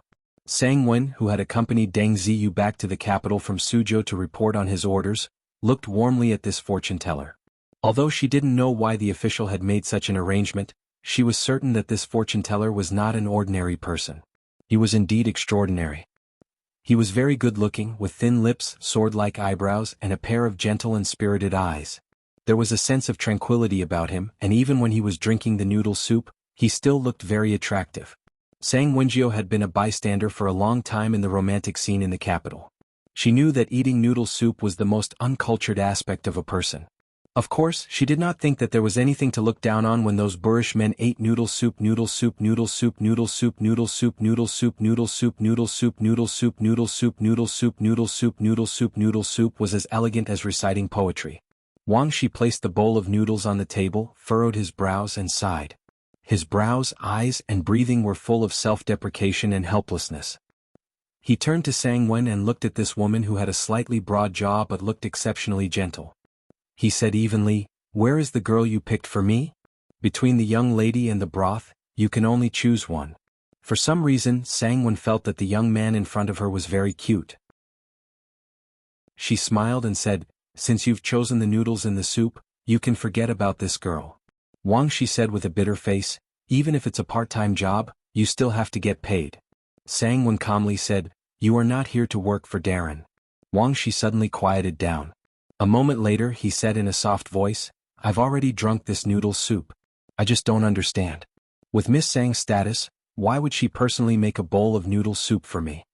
Sang Wen was slightly startled. She immediately smiled and said, "Director Chen likes the noodle soup I make." When Wang Shi heard that person's name, he couldn't help but be startled. His countenance changed as he said, "This is my good fortune." Sang Wen bowed slightly and finally said, "I just want to let you know one thing. Although the broth is too hot and you can't drink it in a hurry, if you wait for the broth to turn cold it won't taste good." The young lady didn't know what these words meant. She only followed Fan Xian's orders and lightly said this. Wang Shi knew very well what these words meant. At the beginning the agreement said that before he entered the capital, he had to bring the little archer's head to Fan Xian. Now, Fan Xian had been recovering in Jingdo for a long time, yet there had been no movement from him. Furthermore, there was the attack in the valley. The handsome young man sighed again with unspeakable sadness. With a flip of his hand, he picked up the green banner by the table and muttered, "But I really don't like killing people." Sang Wen didn't say anything more. She had no idea about the details of this matter. His meeting with this fortune-teller, who called himself Tai Xiong, was purely because Fan Xian wanted to borrow her eyes, which had seen many things, to see just what the other person's personality and character was like. Very true and very pure. This was all that Sang Wen saw from his eyes. Wang Shi shook his head and sighed. Like an old man, he bent his body and walked out of the courtyard. When he reached the door, he suddenly tilted his head and asked with confusion, "Calling me here, are you not afraid that someone will suspect you?" "You are intelligent, that is why you came to find me," Sang Wen calmly said. "It is precisely because you are intelligent that you know how to avoid other people's eyes and ears." Wang Shi shook his head again and left Baoyue brothel. Sang Wen returned to her room and sat quietly for a long time. The door to the courtyard was pushed open. A man came in with furrowed brows and asked, You just came back yesterday. Why have you come to this brothel again?" This man was none other than the protector Fan Xian had sent flying with one palm when he had visited Baoyue brothel that night. This Jianghu man was infatuated with Sang Wen, so he always had a sense of disgust toward Baoyue brothel. Sang Wen raised her eyes to look at him and smiled slightly. Although she was moved by this person's infatuation, she could not allow him to know all the details related to the commissioner. She smiled and said, "I am now the shopkeeper of Baoyue brothel. If I don't come here, where else would I go?" The man looked at the big bowl on the table and smelled the faint fragrance coming from inside. Involuntarily, his brows relaxed and he chuckled. "Make me a bowl to eat too. I haven't eaten in a long time." Sang Wen glared at him and said, "I don't have that kind of free time right now." The man said unhappily, "You make it for other people." Sang Wen said without good humor, "Do you think this bowl of noodles is that good? If you really eat it, you'll probably be so upset that you want to die." At this moment, Wang Shi was so upset that he wanted to die. He sat in the shop by the city gate and stared at the bowl of noodles in a daze. His incomparably soft eyes were wide open. No matter how good the noodles were, if he ate 3 meals a day it would always make him want to vomit. Thus he didn't touch the bowl of noodles at all. He only drank the tea beside it, cup after cup, as if he was extremely thirsty. To the side, the tea bartender looked at this fortune-teller with cold and disdainful eyes. He thought to himself that of all the things this young man could do, he had to pretend to be a charlatan. Seeing how poor he was, he could only use tea to go with the noodles. After drinking a bellyful of tea, the sun in Jingdo, where the wind and snow had already stopped, finally sank. Wang Shi picked up the green banner and coughed gently. He passed through the previously closed city gate and became the last person to leave the city today. 7 li north of the city, he stopped his steps at the top of a mountain and sat down on a large rock. Raising his head to glance at the snowy branches in the forest, he lowered his head to pick up a large handful of snowflakes and sent them into his mouth to chew. He then placed the green banner in the snow and looked at the military camp on the other side of the mountain in a daze. The Yuantai camp of the Jingdo garrison. Wang Shi suddenly tilted his head, opened his mouth and vomited with a wah sound. This vomiting was endless. He vomited out all of the noodles and noodle soup he had eaten and the bellyful of tea he had gulped down. A clump of muddled and ugly paste was vomited onto the clean snowy ground. It looked unusually disgusting, particularly the faint fishy smell hidden in it. It made the nose want to cough. However, Wang Shi didn't vomit again. He only ate another clump of snow and then stared at the puddle on the ground. A moment later he sighed and said, "What a powerful medicine to be able to raise the jinqi in a person's body to such a tyrannical realm in one day." He shook his head and sighed in admiration. This medicine had been placed in the noodle soup by Fan Xian through Sang Wen's hands. Presumably, Fan Xian wanted him to do it but also didn't want anything to happen to him. This medicine was the small yellow pill he had taken when he was fighting against Lang Tiao and Friar He, 2 9th-level aces in northern Qi. Other than collapsing a little afterward, there weren't many side effects. Of course Wang Shi had also sensed this. He still smiled bitterly and said, "Your honey is my arsenic. This medicine is poison to me. It almost killed me." However, Fan Xian would not be so kind as to help Wang Shi increase his chances of success. As for what he was planning, Wang Shi didn't quite understand. Night gradually fell. Wang Shi rose. Without another glance at the green banner beside him, he used the cover of the darkness to head toward the Jingdo garrison's Yuantai camp. The target he wanted to kill had been hiding in that camp the entire time. He was only using the identity of an officer, so the security around him was not very tight. However, Wang Shi truly did not like killing people. Ever since he left home, his hands had never been stained with blood. He pitied the people of the world and respected all life. Even under Fan Xian's powerful suppression, he had tried countless times and still could not truly assassinate someone he had no grudge against. This was why he had continued his pledge of allegiance to this day. In reality, the condiment Fan Xian added to the noodle soup was a stimulant. He wanted 13th Wang to be a little braver and more ruthless. However, he had not expected that this condiment would not be of much use to 13th Wang. On the contrary, it would harm him. Thus, 13th Wang remained calm and merciful. However, since he had not become crazy and knew that the most powerful aspect of an archer was their eyesight and that archery was most effective in the darkness, why did he still choose this time to strike? In a corner of the barracks in the Yuantai camp, Yin Xiaoi's son Yin Shindu was carefully using a feather hinge to repair an arrow. His hands were incomparably steady. He repaired the long feathers attached to the tail of the arrow until they were unusually smooth. To do a good job, one must first sharpen their tools.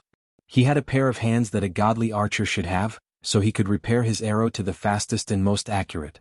Governor Yin had always believed in one principle. Only children who were far away from their parents could truly have a future. It was just like how his parents had died at a young age and he had hunted in the mountains for a living. Only then could he cultivate such a cruel and ruthless will. Only then would he be noticed by the young eldest princess, who had come into the mountains to play, and be taken out of the mountains to join the ranks. With his skills, he had achieved countless military merits and obtained such a lofty position. When Yin Shindu was only 12, Yin Xiaoi chased him out of the family and entrusted him to the eldest princess. The eldest princess knew the thoughts of her top general. Although she was gentle toward Yin Xiaoi, she did not stop at sharpening him. After he had finished his skills, she had secretly sent him to the Jingdo garrison. The Jingdo garrison now controlled by the Qin family. Other than a few high-ranking generals and the eldest princess's trusted aides, no one knew that the son of the governor of the north, Yin Shindu, was an unremarkable officer in the Jingdo garrison. Yin Shindu was like his name. He did not like to communicate with other people. He only liked to communicate with arrows. Thus, he did not have many companions in the military. He only had a group of subordinates he had personally trained, subordinates loyal to the eldest princess. The day he ambushed the second priest of the temple, Great Master Sanshi, on the outskirts of Jingdo was Yin Shindu's first operation. He thought the operation was very successful because he did not know what happened later. Thus, the confidence that had long been suppressed in the depths of his heart surfaced. He thought that other than his father, no one would be able to stop his long-distance attack. Even a 9th-level ace could not. The length of a weapon's effective range determined life and death on the battlefield. This was a supreme principle that Yin Xiaoi had never forgotten to teach his son. Because of his confidence, he was arrogant and egotistical. When he heard that his father and the Jiangnan Road imperial envoy Fan Xian had been summoned back to Jingdo at the same time and that the two sides were likely to fight in the martial conference that had stopped for many years, Yin Shindu could not sit still.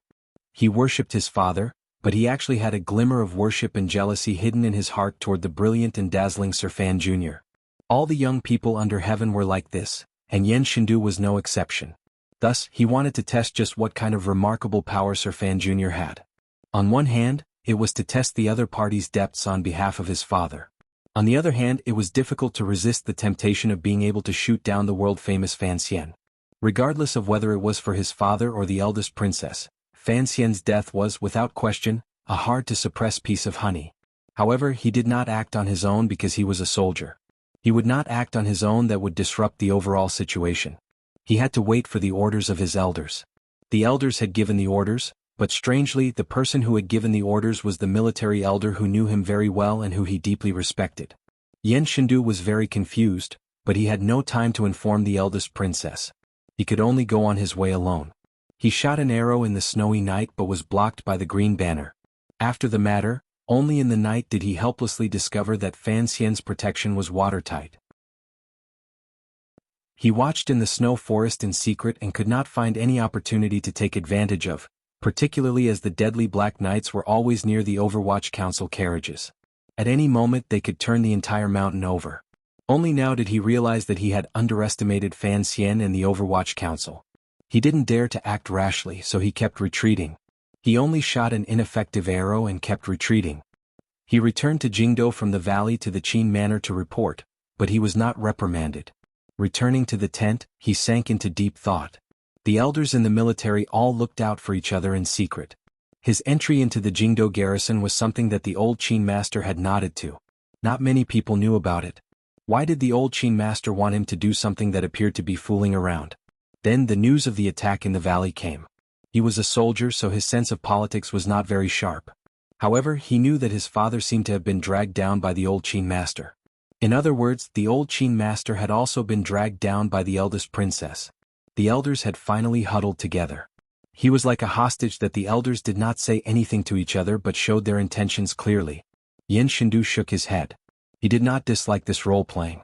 He just thought that under such powerful pressure, Sir Fan Jr. shouldn't be able to live for many more days.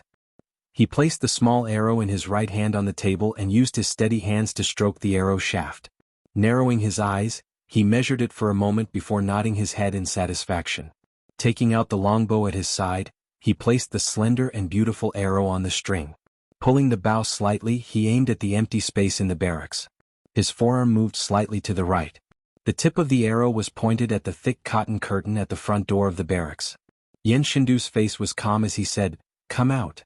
The cotton curtain was slowly lifted. Wang Shi walked in with an apologetic expression. Under the threat of the longbow, he didn't take another step. He only stood at the door and sighed, "Sorry?" Yen Shindu's pupils constricted slightly. He looked at the figure in front of him who was about the same age as him. His eyesight was startling. He had long recognized this person as the man with the green banner who had blocked his soul-stealing arrow in front of the Snowy Night family school. He knew that although his identity in the garrison was kept a secret and he didn't have many guards protecting him, for the other party to be able to pass through the layers of defenses of Yuantai camp and quietly get close to his barracks in the middle of the night, his skill was unusually high. If it had been Yen Shindu's usual habits, he would have shot the arrow on the bow long ago. For anyone who wanted to ambush him, Yen Shindu would make them lose their lives. Strangely, faced with this strange figure, Yen Shindu did not release the bowstring. He only coldly said, "Who are you?" Wang Shi slowly lowered his head and said apologetically, "I am 13th Wang. I have come under orders to kill you. It is not my wish. I am truly unwilling." Yen Shindu used the tip of the arrow to aim between the man's brows. His hands were steady. The bow did not tremble at all. It was as if he would not feel a sliver of fatigue even if he pulled it for 10,000 years. The killing intent carried by the tip of the arrow was already reflected in the other party's mind. He didn't think there was anyone in the world who could escape this arrow of his. Hearing the other party admit he was here to kill him, not only did Yen Shindu not panic, on the contrary, a glimmer of coldness appeared. "Fan Xian." Wang Shi bowed and helplessly said, "Other than him, who else in this world can force me to kill?" The snow outside the barracks had long stopped. After nightfall, the sound of the wind rose again, whistling like the desperate cry of a wild beast in the mountains. It passed through the thick cotton curtains and crashed into people's eardrums. Yen Shindu looked at the person in front of him whose face was full of apology. A chill surged in his heart. Why was it that there was not a glimmer of nervousness or murderous intent on 13th Wang's face? Instead, there was endless sorrow and guilt. As an assassin, what did he need to feel guilty about? Guilt to kill him? Yen Shindu's state of mind was not in a mess, but he became cold. If the other party was not pretending to be mysterious, then he certainly had the ability to kill him. It was just like hunting beasts in the mountains. Faced with a child's arrow, a thick-skinned bear would steadily rub itself against the bark of a tree. It was extremely comfortable because the bear knew that the arrow would not be able to kill it. Could this arrow of his kill 13th Wang in front of him? For the first time in his life, Yen Shindu had doubts about the arrow in his hand because the green banner had moved on that snowy night. Can we talk? Wang Shi sighed and licked his unusually dry lips. I don't have to kill you. If you are willing to come with me and no longer participate in the matters of this world, destroy your martial arts, cut off all contact with the world, and let the world think you are dead, then Fan Xian will be appeased. His goal will be achieved and I won't have to kill you. Yen Shindu didn't smile. He just felt it was very absurd. Thus he let go. The arrow was like a black line flying out with a whoosh. One moment it seemed to be on Yen Shindu's bowstring. In the next moment it was already in front of Wang Shi. Then Yen Shindu saw a scene that shocked him greatly. He saw Wang Shi's feet move slightly. He took 3 consecutive steps. After 3 steps he returned to where he had been standing. Where was that arrow? The arrow carrying an endless gust of wind brushed past Wang Shi's face and passed through the thick cotton curtain. With a whoosh it shot into the endless darkness. It merged with the sound of the wind whistling in all directions and could no longer be heard. It looked like 3 simple steps, but Yen Shindu's pupils had already constricted. He saw the profoundness within. To be able to avoid his swift arrow at such a short distance required not only a terrifying reaction speed, but also a matching, extremely high control of Jinqi. Who exactly was this person? Where did such an ace come from? Why would he risk his life for Fan Xian? 3 questions surged into Yen Xiaoyi's mind. However, his hands did not slow at all. He had already shot out 3 arrows that turned into 3 streaks of lightning and shot toward Wang Shi's upper, middle and lower body. He raised a small knife and flipped up. Slicing through the camp cloth behind him, he disappeared into the darkness. This series of actions and the 3 consecutive arrows had already used up too much of his energy. He didn't have the energy to call for help. Furthermore, he knew that even if the soldiers in the camp rushed over, they would not be able to save him in front of this mysterious fortune-teller. Behind the tent, Yen Shindu still held his bow but he did not shoot. He looked at Wang Shi in front of him like he was looking at a ghost. He didn't know how Wang Shi had dodged those 3 arrows or how he had rushed ahead of him to block his path of retreat. Fortunately, Yen Shindu's eyes were sharp. He saw the fresh blood dripping down Wang Shi's sleeve. Wang Shi was injured. This reality made Yen Shindu's spirit rise. The seemingly profound footwork could not completely dodge the Yen family's divine arrows. The sky had not yet snowed. The wind whistled past, sweeping up the remaining snow on the ground. It was no different from falling snow. Wang Shi lowered his head and glanced at his blood-soaked sleeve. He shook his head and said, I truly don't want to kill. Then why did you come? Yen Shindu narrowed his eyes and asked coldly. Because. Wang Shi gazed at the night sky above his head with some confusion. Because I have to help Fan Xian for the peace of the world, for the balance of the entire land, for my home, or for something else. I have to help him. The peace of the world rests on one person's body? Fan Xian is not the emperor. Yen Shindu retreated to the left and bent back slightly. He placed the arrow against his quiver. As he spoke, he silently prepared. There is no one left in my family, Wang Shi sighed. For the peace of the world, I have to help him, so I can only let you down, but in every great era, there is always a need for the sacrifice of minor figures. Minor figure? Yen Shindu had never seen him like this. He was the son of the governor, the successor of the Yen family's archery skills, and an influential figure in the future. Right now, he had only killed the 2nd priest of the temple. His glory had not been completely released, so how could he die? Wang Shi once again raised his head to gaze at the sky. It was as if he wanted to see through the thick clouds to the starry sky. Faintly he said, I hope I didn't help the wrong person. Raising his head to gaze at the sky, how could he let such a good opportunity slip by? Yen Shindu straightened his body, controlled the bowstring and shot out 7 arrows in a row. Then with one hand he reached for the quiver and pulled out the last arrow. Knocking it and shooting. 7 arrows were in front, but the arrow with the strongest killing intent was hidden at the end. Yen Shindu had never been as satisfied with his cultivation as he was today. To be able to shoot out such a number of 7-1 was already the peak of what he could achieve in his life.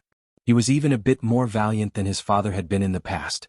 With such a terrifying arrow attack, he believed that even if it was Fan Xian standing opposite him, Fan Xian would not be able to dodge it. However, he forgot one thing. Everyone's way of fighting was different. If Fan Xian wanted to personally kill him, he would certainly be very sinister. He would poison him again and again and stab him again and again. He would not give him any chance to shoot out an arrow. If it was Fan Xian who came to kill him, Yen Shindu would certainly not be able to keep his body intact. He would die a stupid and ugly death. 13th Wang appeared to be gentle and kind, but the way he chose to fight was completely different from his appearance. It was brave and terrifying. Yes, it was terrifying. Wang Shi directly pounced over, like a large bird soaring in the dark night. He spread his wings and a strong gust of wind blew. He ignored the 7 arrows piercing his body, and his eyes shone with a keen light. His right hand reached out and he directly caught the last terrifying arrow. With a number of puffs, the arrows pierced through Wang Shi's body. However, his body was moving through the air and did not harm any vital parts. They only passed through his shoulder and lower arm. With a ripping sound, the last arrow slid out of Wang Shi's right hand like a wheel bearing heavy weight on a rough road, carrying with it an unpleasant grinding sound. A faint burning smell seemed to rise in the night sky. Wang Shi's right hand was burned by the lightning-like speed of the arrow. What kind of speed did this kind of high temperature mean? However, the arrow finally stopped just before it was about to pierce into Wang Shi's eye socket. It was only an inch. Just like this, he used a hand made of flesh and blood to hold onto this arrow. He had already swept in front of Yen Shindu like a bird. He was only a foot away. Wang Shi gave a muffled grunt and flipped his wrist, thrusting the tip of the arrow into Yen Shindu's heart. His hand moved like lightning and was unavoidable. Yen Shindu staggered and fell. Looking at the blood and arrow in his chest and the assassin covered in blood in front of him, he opened his mouth but couldn't say anything. Just like this, he sat in front of his barracks. His body twitched weakly a few times. He had forgotten what his father had once taught him. As an archer, the effective distance of a weapon determined life and death. He was still too close to the person in front of him.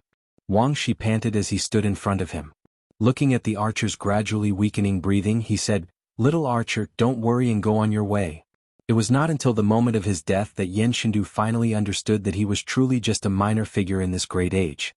However, for someone skilled in archery to die under his own arrow, was that not a good end?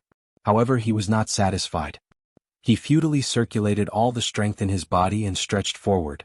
He wanted to catch this assassin and kill him. He wanted to kill the impending death. The tip of his finger touched Wang Shi's belt. There was a patch of ice-cold blood at the tentacle. He hooked onto something. Little archer Yen Shindu finally ran out of strength. With a gurgling sound in his throat, his head tilted to the side and he died. Wang Shi straightened his body and released his right hand. He looked at the long and terrifying scorch mark in his palm and lowered his head to look at the 7 arrows stuck in his body. He looked at the blood all over his body and couldn't resist the pain. In a trembling voice he said to himself, "It hurts so much." He endured the pain and used the night snow and wind to escape Yuantai camp. Returning to the top of the mountain, he picked up the green banner and once again disappeared into the night. He was silent for a moment. He then shook his head and sighed, 13th Wang, a brave warrior but also an idiot. This month, the monthly votes rankings are filled with blood and foul wind. My position as the 1000-year number 5. Urgently asking for monthly votes. It's still the same old saying. I can't guarantee that there will be many updates. I just sincerely ask for monthly votes. I've always wanted to post a separate chapter to get votes. Look, scratch my head again. I don't want to become 13th Wang. Everyone, if you have monthly votes, fly over. If you want to know what happened after, please log on to www.chidian.com. More chapters. Support the author. Support original reading. Chapter 457. The meaning of washing one's hands and making soup is very simple. The bride enters the kitchen for 3 days. Washing one's hands and making soup. A change in one's role in life. The first time holding hands, kissing, making love, killing. 13th Wang's first time. P.S. There were too many mistakes and missing words in yesterday's chapter. I plead guilty and will change. Also, today's monthly votes rankings are gloomy and murderous. It is truly like the mountains are angry and the sunset is like blood. Beside me is Deng Shichang. Ahem, it's canvassing votes. Use all your strength to canvass monthly votes. The second day was the day before the third. This was not nonsense because Wanner was returning to the capital on the third day. Fan Xian was used to keeping his wife and family far away from all filthy matters, so he set the time for the second day. The wind was gentle and the sun was bright. The accumulated snow gradually melted. Tianhe Street was drenched. The flowing stone pools by the side of the street, which had accumulated snow, finally began to flow. Carrying the snow and dried leaves, it moved toward the low-lying areas. The 4 city gates in and out of Jingdo were guarded by the 13 city gate guards. These 13 city gate guards were directly transferred from the palace. Not to mention the fact that the Jingdo garrison could not extend their hands in, even the military elders of the Bureau of Military Affairs would not do much on the surface. Every night, the Jingdo city gates would be closed. In the history of the Qin kingdom, other than a few bloody coups as well as a few reports of natural disasters and turmoil on the borders, there had never been a precedent of opening the gates at night. The old director of the Overwatch Council, Qin Pingping, was an exception. He lived in the Qin Garden outside the capital. The emperor had given this director special permission to enter the capital at night. However, there was only one exception.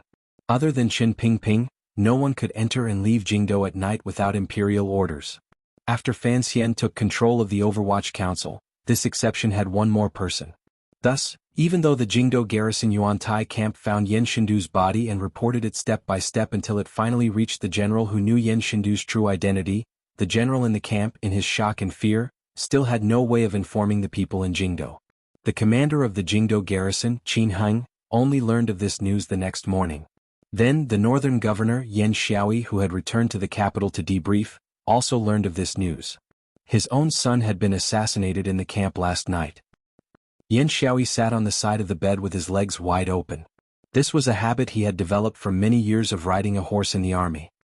His eyes were somewhat indifferent as he looked at the messenger kneeling in front of the door. He tilted his head slightly, not daring to believe his ears. "Master." The 2 concubines on the bed suppressed the fear and uneasiness in their hearts and struggled to get up. They helped Governor Yan put on his clothes and got some water to wash up. Throughout all of this, Yan Xiaoyi maintained a kind of indifferent calmness. His hands that were rubbing in the hot water did not tremble in the slightest. Ever since he was a child, he had been exceptionally energetic. After enlisting in the army, he could not sleep without a woman. He had countless concubines at home. Even though he did not have a proper wife in his manor in the capital, he still had 5 concubines to serve him. Last night, under the wind and rain, these 2 concubines could not bear it any longer. Yan Xiaoyi tilted his head and glanced at the concubines beside him. In the past he was used to secretly being proud of his physical strength and energy, but today there was something strange in his heart. He felt a trace of loathing for these coquettish women. He had many women but only one son. Calmly he stood up, tied a black gold and jade belt around his waist, put on a snow-blocking cloak and walked out the door. Outside the door, there were already soldiers and terrified generals of the Jingdo garrison waiting. Looking at the longbow and quiver of arrows held by his trusted aide, Yan Xiaoyi was a little absent-minded beside his horse. Even so, from the moment he heard the news until now, his expression was still calm. There was not a hint of abnormality on his slightly dark face that carried a determined expression. The sound of horse hooves gradually left the Yan manor. Inside the manor, 2 beautiful concubines had died tragically on the bed.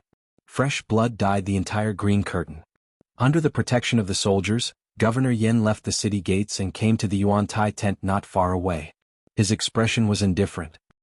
He did not even glance at the commander of the camp who had come to comfort him. He even ignored Qin Heng who had hurried over. He went directly into the central military tent. Yan Shindu's body was placed in the tent.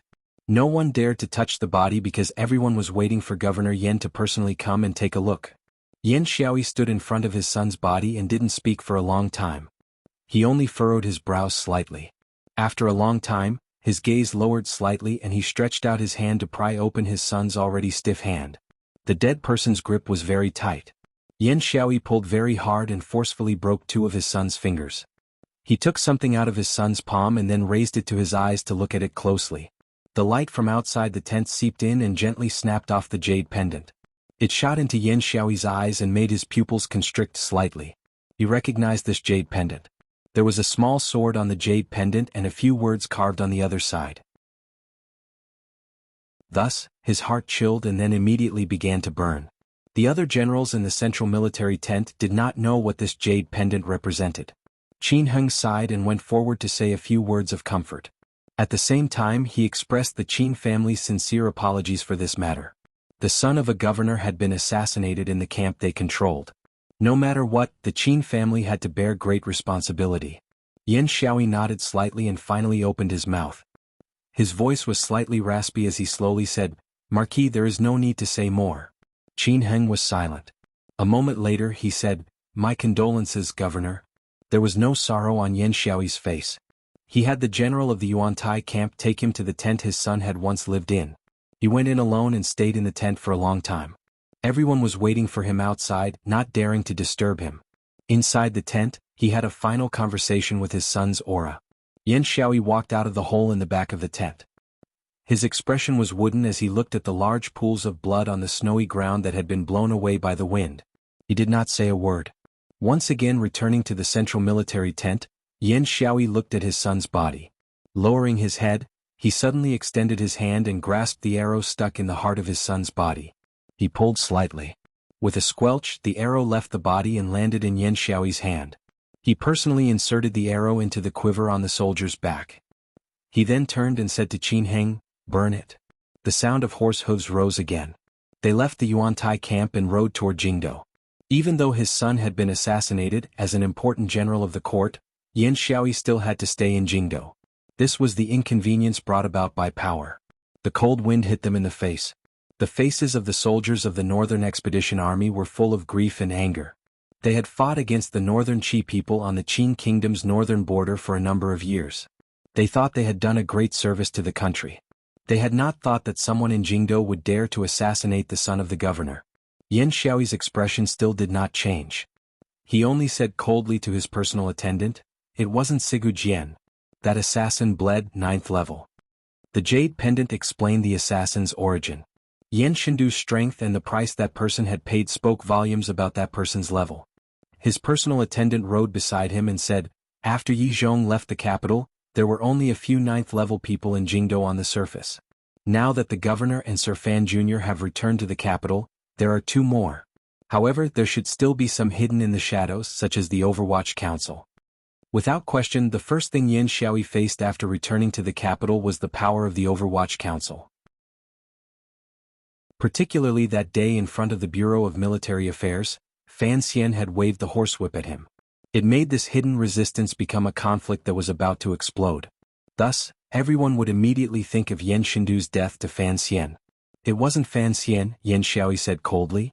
"But, it must have something to do with Fan Xian." The city gates were right in front of them. The personal attendant with the arrow glanced worriedly at the governor, thinking, if it truly had something to do with Sir Fan Jr., what would the governor do? Would he kill the emperor's illegitimate child with 1 arrow in Jingdo? Yan Xiaoyi narrowed his eyes slightly and didn't say anything. He only coughed and then covered his mouth. A trickle of blood seeped out from between his fingers. Last night's assassination did not spread. Not many people knew that Yan Xiaoyi's son was in the Jingdo garrison. Secondly, the time was too short. Even the Overwatch Council headquarters did not know the relevant details. The civil and military officials of the Qin court belonged to 2 different systems. Naturally, not many officials in court knew about this matter.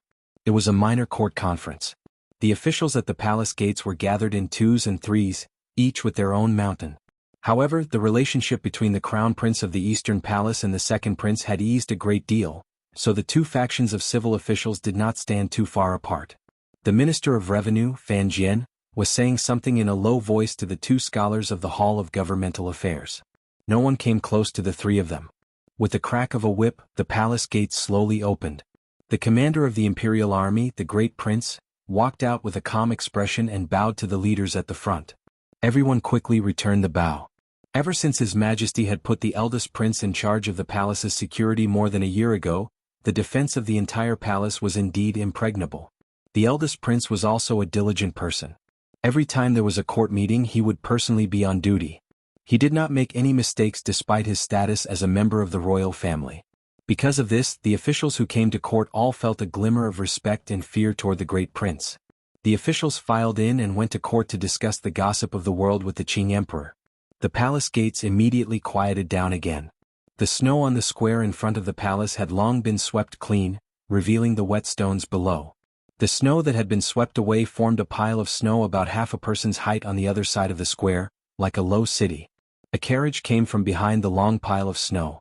The carriage, the horse, and the driver were all black.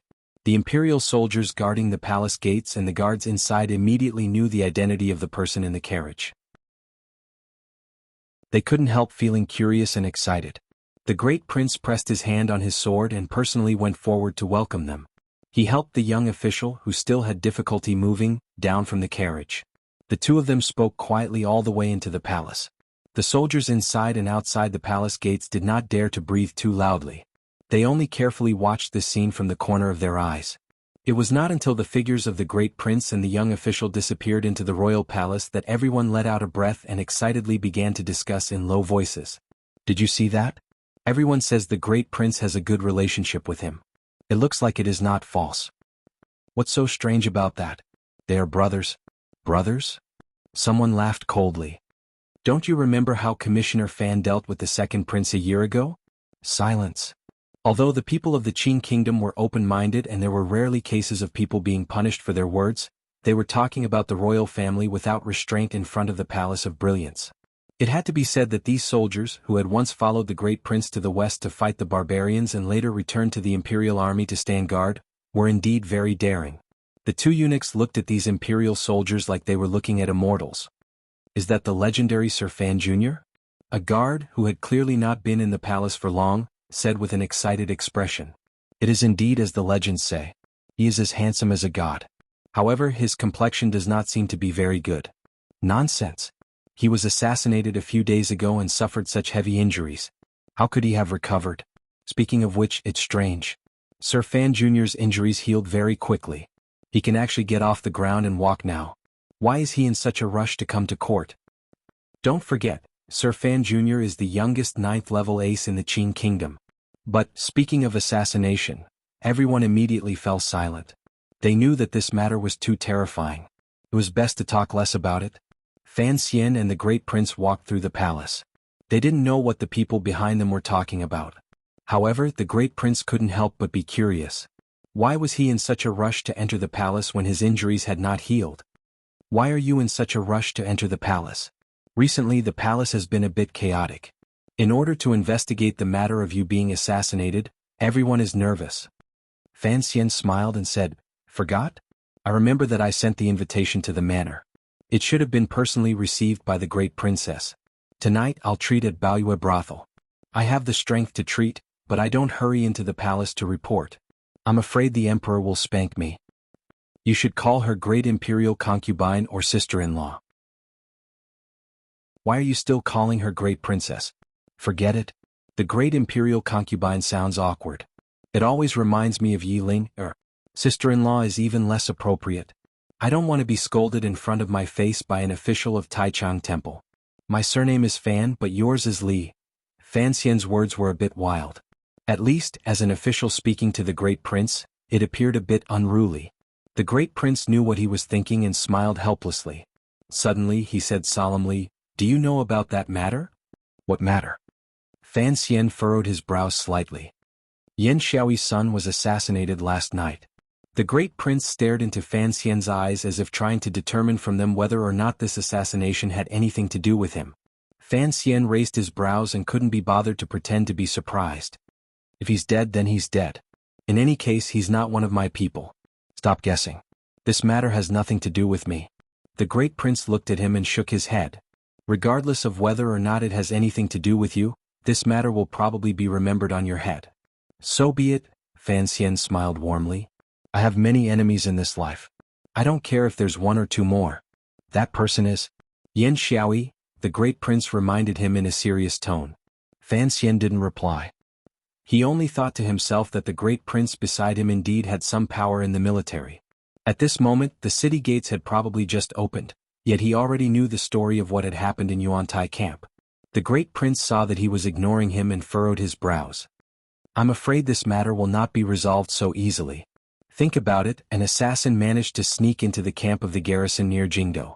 Once the matter is exposed, no one can think about having good days. This matter was done too impudently." Fan Xian heard the hidden meaning in his words and couldn't resist smiling coldly.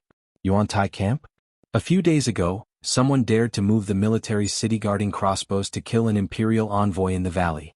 Just who was more impudent? The great prince saw that he was angry and knew that he had lost a number of subordinates in the attack in the valley. He could only change the topic and ask, "When is Qin girl coming back? Grandmother and my mother have missed her for who knows how long. I'm afraid they won't be willing to let her go to Jiangnan next year." Fan Xian said, "She'll be back tomorrow? All right, I've also brought back the princess of the Hu tribe. Additionally, I've bought a house in Yangtsong Alley. The place is remote and quiet. It's perfect to hide a mistress." The great prince heard these words and hesitantly asked, "What mistress?" Fan Xian took out a deed to the house and threw it to him.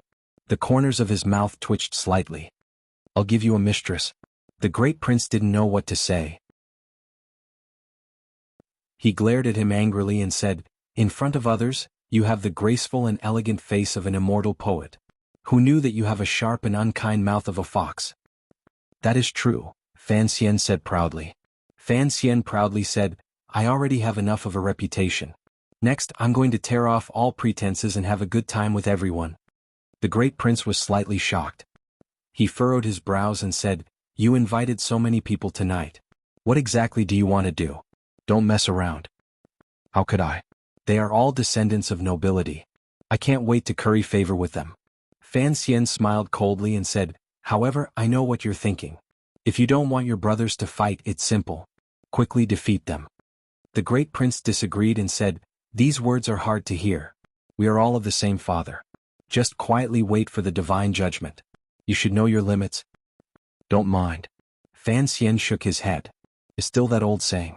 My surname is Fan, but don't worry, I don't have a hobby of chopping off my own fingers. As long as they are willing to behave after tonight, I won't do anything." The great prince smiled. Fan Xian thought for a moment and then couldn't resist laughing self-mockingly. Speaking of which, from ancient times until now, it could be seen in the history books that very few young officials dared to threaten the crown prince and princess like he did. Furthermore, he had used such a lecturing tone. This matter appeared somewhat absurd. Fan Xian insisted that his surname was Fan.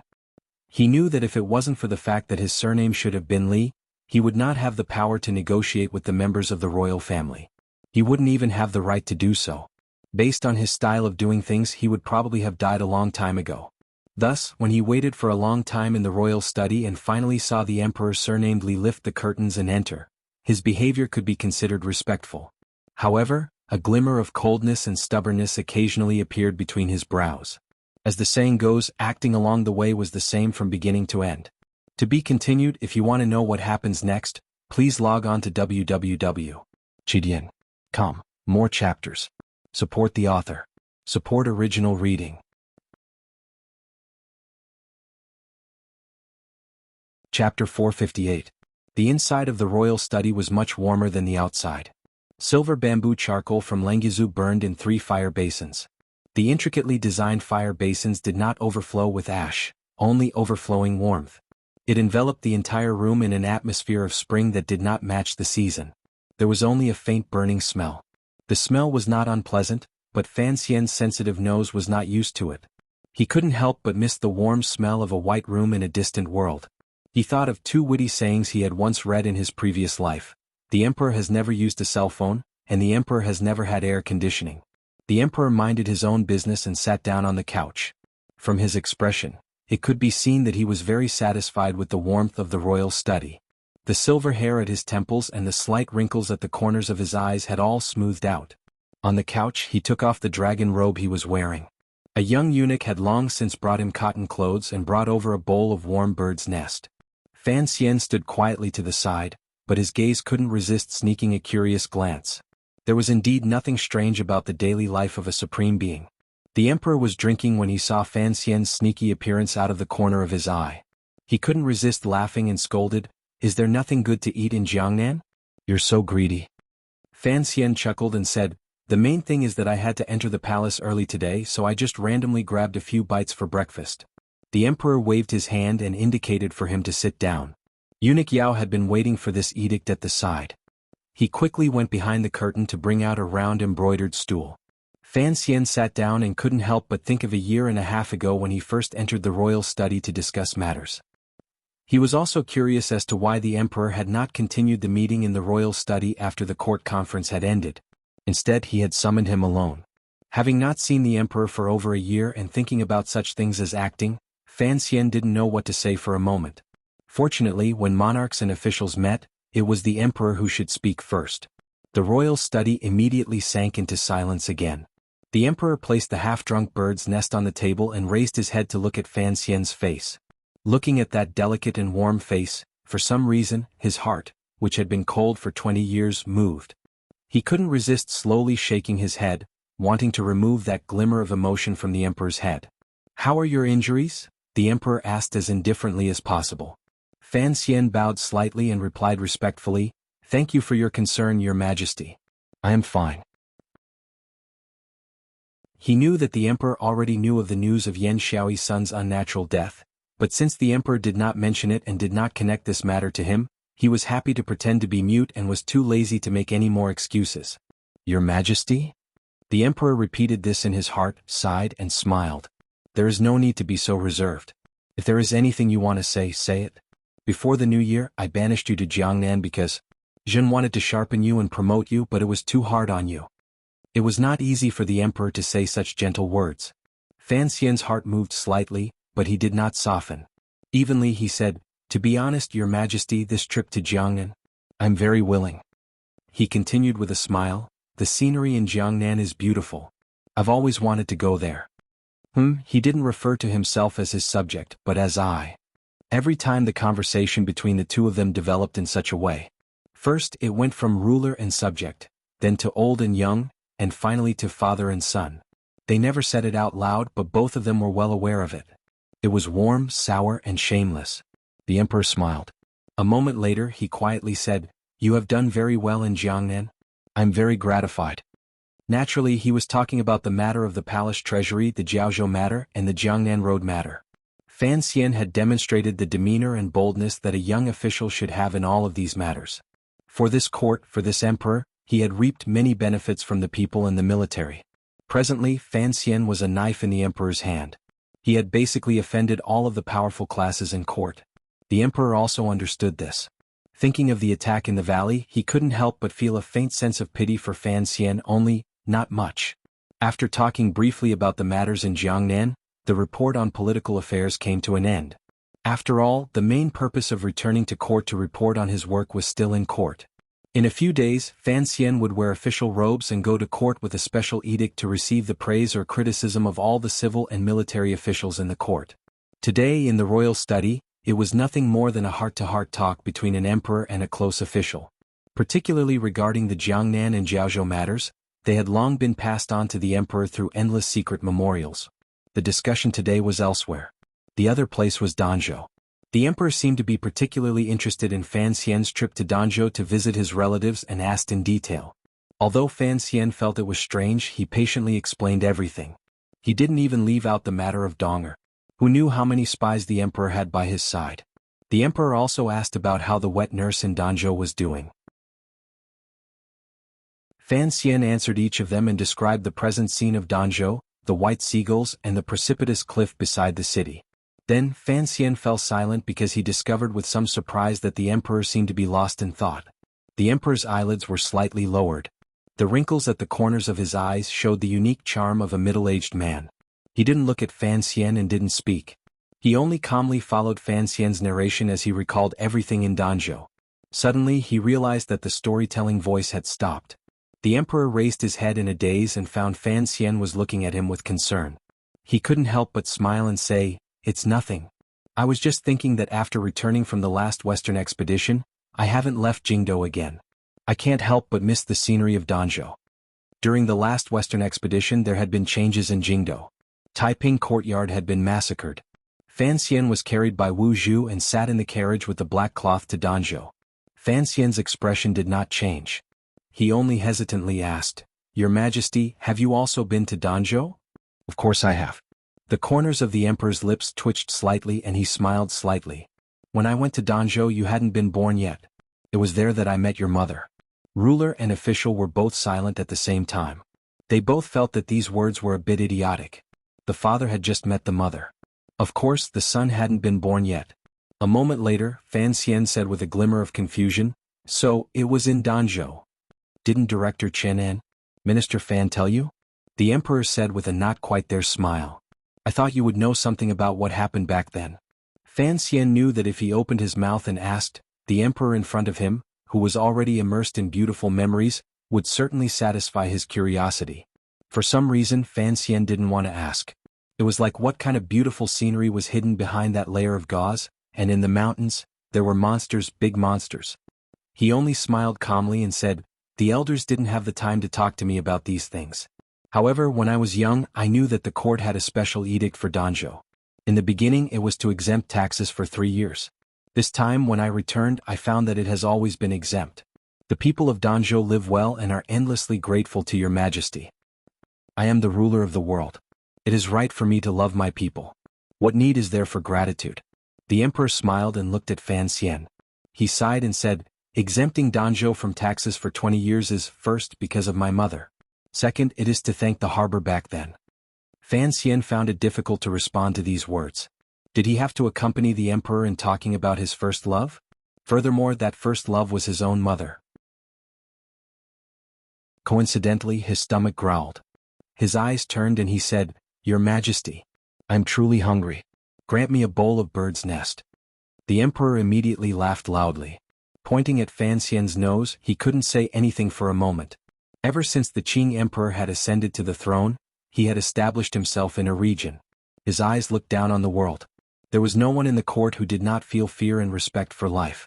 For over a dozen years, no official had dared to complain about being hungry and begging for food when the ruler and official were talking. Even when the crown prince and great prince were young and carried by the ladies in the palace, they did not dare to speak so rudely. After a long time the emperor finally stopped laughing. His eyes were full of tender love. He scolded, "This shamelessness is nothing like your mother, ahem." The emperor forcefully swallowed his words. Out of the corner of his eyes, he glanced at the half-bowl of bird's nest on the table. Casually pointing, he said, "It's still warm. Eat it quickly." Fan Xian was startled. He eagerly stepped forward to receive the sparkling white porcelain bowl.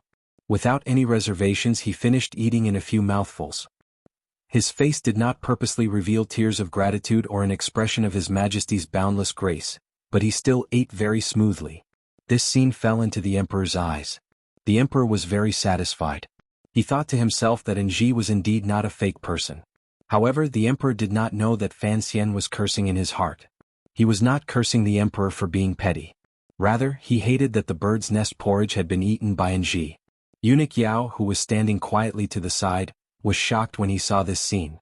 He had been in the palace for many years, but he had not seen such a harmonious situation between ruler and official many times. The last time seemed to have been when Shu the scholar had returned from northern Qi. In order to show his favor and not take it to heart, the emperor had granted him half a piece of dried meat. Last time, Shu the scholar had been moved beyond words because of that piece of dried meat. He had knelt in front of the emperor in tears and repeatedly praised the emperor. He had not been as free and natural as Sir Fan Jr. was now. The emperor seemed to like Sir Fan Jr.'s way of doing things more. Eunuch Yao lowered his head, but he was sighing in admiration in his heart. This kind of ruler and official, this kind of father and son, was rarely seen in the palace. Just as he was thinking this, he was roused by the emperor's words. He quickly took the bowl of porridge and retreated. He walked along the eaves of the palace, but he still thought of the scene earlier with deep fear and admiration. There was only the emperor and Fan Xian left in the royal study. A moment later, the emperor suddenly opened his mouth and said, "You are now a person of status. You can't mess around like you did in the Imperial College. Danzhou, to kick the son of an official's family until he can't get out of bed for half a year for the sake of a family servant girl is a loss of face." Hearing these words, Fan Xian straightened his neck. In a calm but stubborn tone he said, "The emperor is right. However, if there is a next time I will still kick him." Fine. The emperor smiled. "If you want to kick him, kick him. However, there has to be a limit to messing around. Don't go too far." Fan Xian sensed that there was another meaning in the emperor's words, so he didn't reply. He only nodded his head. The emperor looked at this young man's brows and furrowed his brows.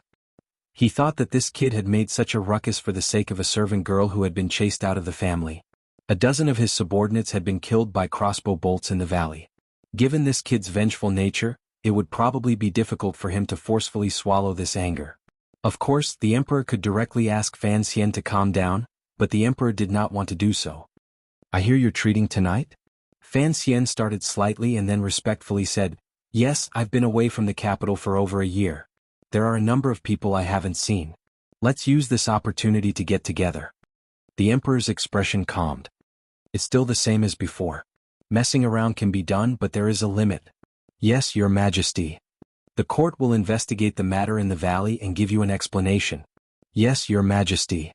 "Young man, you have to look at things further. Don't just limit yourself to what is in front of you." "Yes, your majesty." "Find some time in the next year. I want to go to Jiangnan and see how you and Xueqing have taken care of my granaries and palace treasury." "Yes, Fan Xian abruptly raised his head and looked at the emperor with a glimmer of surprise. The emperor was going on an inspection tour? This was something that had never happened in a dozen years, particularly with the various powers in Jingdo stirring. Although the emperor was in the palace and no one dared to be too arrogant, the matter in the valley in Jiaozhou all showed that the volcano under the dragon chair had become active. At this time, the emperor dared to go on an inspection tour? Fan Xian didn't understand what the emperor was thinking. After a moment of silence, he said, "I think." Changing his title to an official meant that he wanted to formally admonish and dissuade the emperor. However, the emperor did not give him the opportunity. Waving his hand, he said, "I have already made up my mind. The world is in my hands. There is no need to care about a few bugs jumping around. I'm going to Danzhou to take a look. After the new year you can return to Jiangnan. Remember to prepare well. However, the matter needs to be done secretly." Fan Xian had nothing to say and could only nod his head in agreement. The emperor looked at him and furrowed his brows. "You remember everything I said earlier?" Fan Xian guessed with a bit of a headache. "Are you referring to the messing around?" The emperor nodded his head with relief. "I only have these few sons. If you want to mess around, do as you please. Just don't make it beyond control. I also understand a bit about your thoughts. Very good, continue doing this." Fan Xian's heart jumped.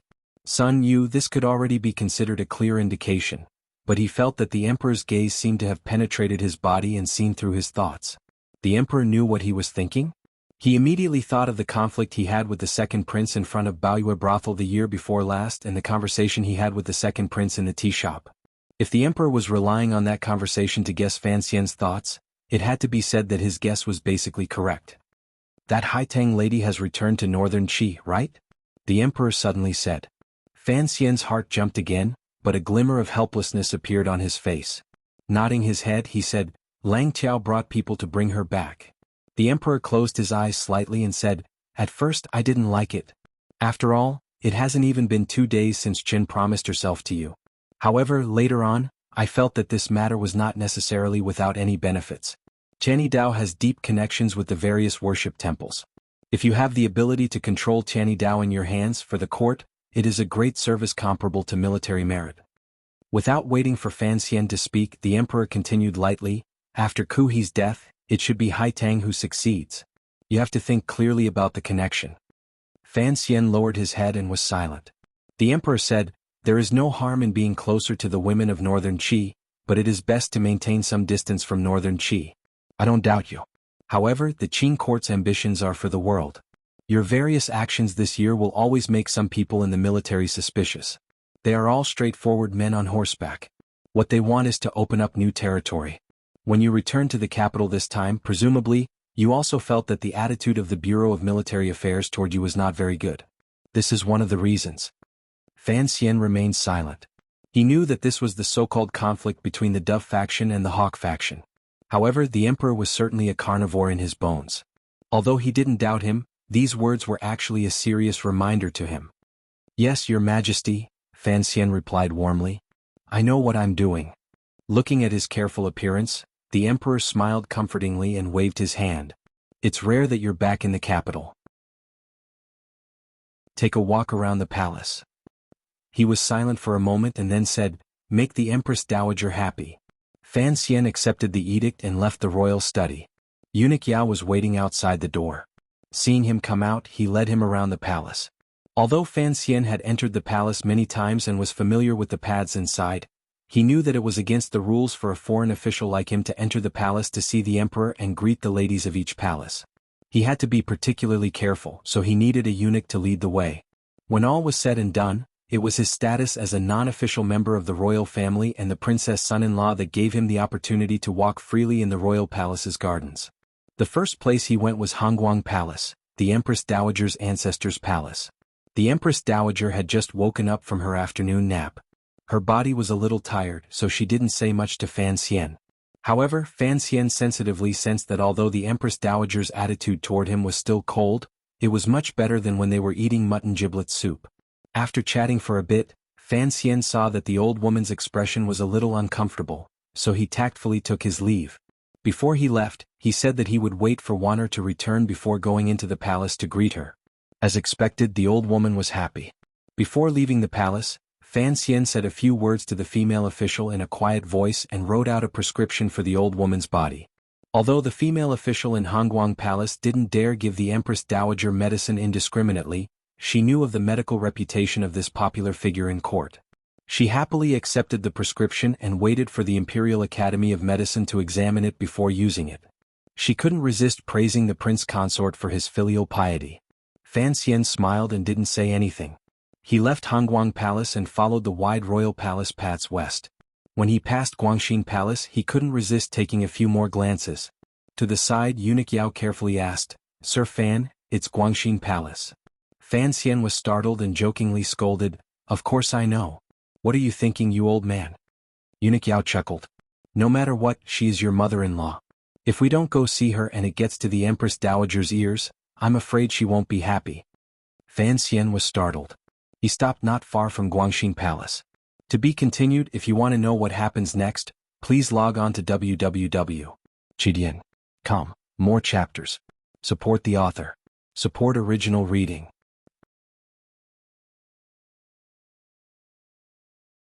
Chapter 459. Fan Xian stared at Guangxin Palace in a daze. He looked at the pillar at the foot of the palace and wondered if the hole in the pillar had been filled with lime or not. The first time he had spied into the royal palace at night, he had been stabbed by that serving girl through the pillar. The tip of the sword pierced through the thick wooden pillar and almost pierced his waist. To this day, Fan Xian seemed to still be able to feel the murderous intent on the sword, even though the serving girl had been killed on the spot. It was also that night that he had overheard the eldest princess colluding with the northern Qi royal family, the truth of Yan Bingyun being betrayed, and blocked Yan Xiaoyi's arrow that seemed to have come from the horizon. The snow had stopped, but a cold wind blew through the royal palace. It was even colder than a few days ago. Fan Xian shivered and shook his head self-mockingly. He left with Eunuch Yao and headed toward the eastern palace where the empress and crown prince were. Although the eldest princess was his mother-in-law and would eventually have to see her, it was best to maintain some distance from that seductive, cold, and emotionless woman. Every day he could delay seeing her was a day.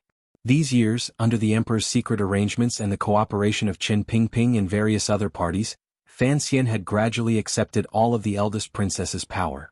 The two sides had long been unable to coexist. There would eventually come a day when they would fight. However, the princess's power was not as it had been in the past, but Fan Xian was still wary. It was not only because she was Wanner's mother, but also because of the strange feeling in his heart.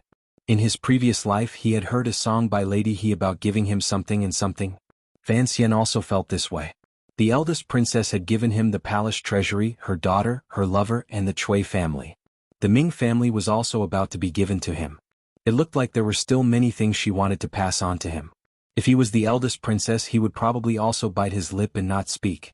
His eyes would spit fire and burn this bad son-in-law to death. Thank you to a certain book friend. I forgot your ID. Sorry. There was also the Juanshan conference and the restless people in the military. Although the eldest princess was not a dinosaur that could spit fire, on the contrary, she was rather alluring. Fan Xian was still a bit afraid of the madness and charm of her gentleness. It felt very awkward to stay with such a 30-something mother-in-law who was known as the most beautiful woman in the world. Thus, from beginning to end, Fan Xian had only seen his greatest enemy once. This matter in itself was very interesting. Eunuch Yao glanced at the silent Fan Xian and didn't say anything. He followed with small, quick steps. Not long after, they arrived at the Eastern Palace. Coincidentally, The empress was in Guangxin Palace chatting with the eldest princess. Only the crown prince was reading under the guidance of the grand tutor. Seeing Fan Xian enter the palace, the crown prince welcomed him with a smile and said, "How are your injuries? Originally, I wanted to go to your residence to see you, but thinking that I might disturb your rest, I gave up on this idea." Fan Xian bowed in greeting, then straightened up and smiled. "My body has always been strong. I will be fine after resting for a few days. Today, I received an edict to enter the palace, so I came to see you, Crown Prince, so that you would not worry. When is little sister Qin coming back?" "Tomorrow." The Crown Prince smiled and said, "Since she's not here, you should seize the opportunity to play." The two of them smiled and sat down. They talked about the scenery and beauties of Jiangnan, but they didn't talk about anything unpleasant. Going back a few years, the Crown Prince had treated Fan Xian very well. Although he had listened to Xan Qiwu's suggestion and expressed goodwill toward Fan Xian with the intention of drawing him to his side, when Fan Xian had just entered the capital, the two of them had gotten along quite well. However, no one had thought that later matters would develop in such a strange manner. Fan Xian was actually also a prince. Furthermore, there was a problem left over from history that had not been resolved. Thus, naturally, Fan Xian picked it out and the Crown Prince became the person on the other side. Both sides knew that because of the problem left over from history, it was impossible for them to work together again. Inevitably, they both sighed in their hearts. However, during these 2 years, Fan Xian had primarily been on the second prince's side and had not carried out an all-out attack on the Crown Prince's faction. Thus, on the surface, the two of them could still maintain their current joyful and harmonious feeling. Even if the two of them had already shed all pretense of cordiality in the palace, they still had to be joyful and harmonious. Eunuch Yao watched this scene coldly from the side. In his heart, he admired the shrewdness of the members of the royal family. After a warm conversation ended, Fan Xian rose to bid farewell. Moving closer to the Crown Prince's ear, he said in a quiet voice, "Your Highness, come back tonight." The Crown Prince smiled and said, "Speaking of which, I've actually never been to that brothel of yours." This genuine Crown Prince, who had been gradually marginalized by the day, sighed and said, "As you know, these years I have been cultivating my character and rarely go outside the palace to play. Let's talk about this famous Baoyue brothel. First it was the second brother, then it was you. They all had their ways. I don't have any." Fan Xian wasn't sure if there was any hidden meaning in these words, but he was too lazy to guess. He chuckled, bowed respectfully and left the Eastern Palace. Outside the palace, he was not surprised to see a familiar person. The eunuch with a face full of acne was the current head of the eunuchs in the Eastern Palace, Hongzhu. Hongzhu quickly moved to the side to greet him. Fan Xian's expression was cold. He made a sound of acknowledgement and walked forward. However, there was a strange feeling in his heart. Looking at Hongzhu's expression, it seemed that he had something to say to him. There was some fear between this little eunuch's brows, but he didn't know what he was afraid of. However, in the palace, Fan Xian would not pay attention to Hongzhu. He still had to pretend to look down on him. This chess piece buried in the palace could not be used carelessly.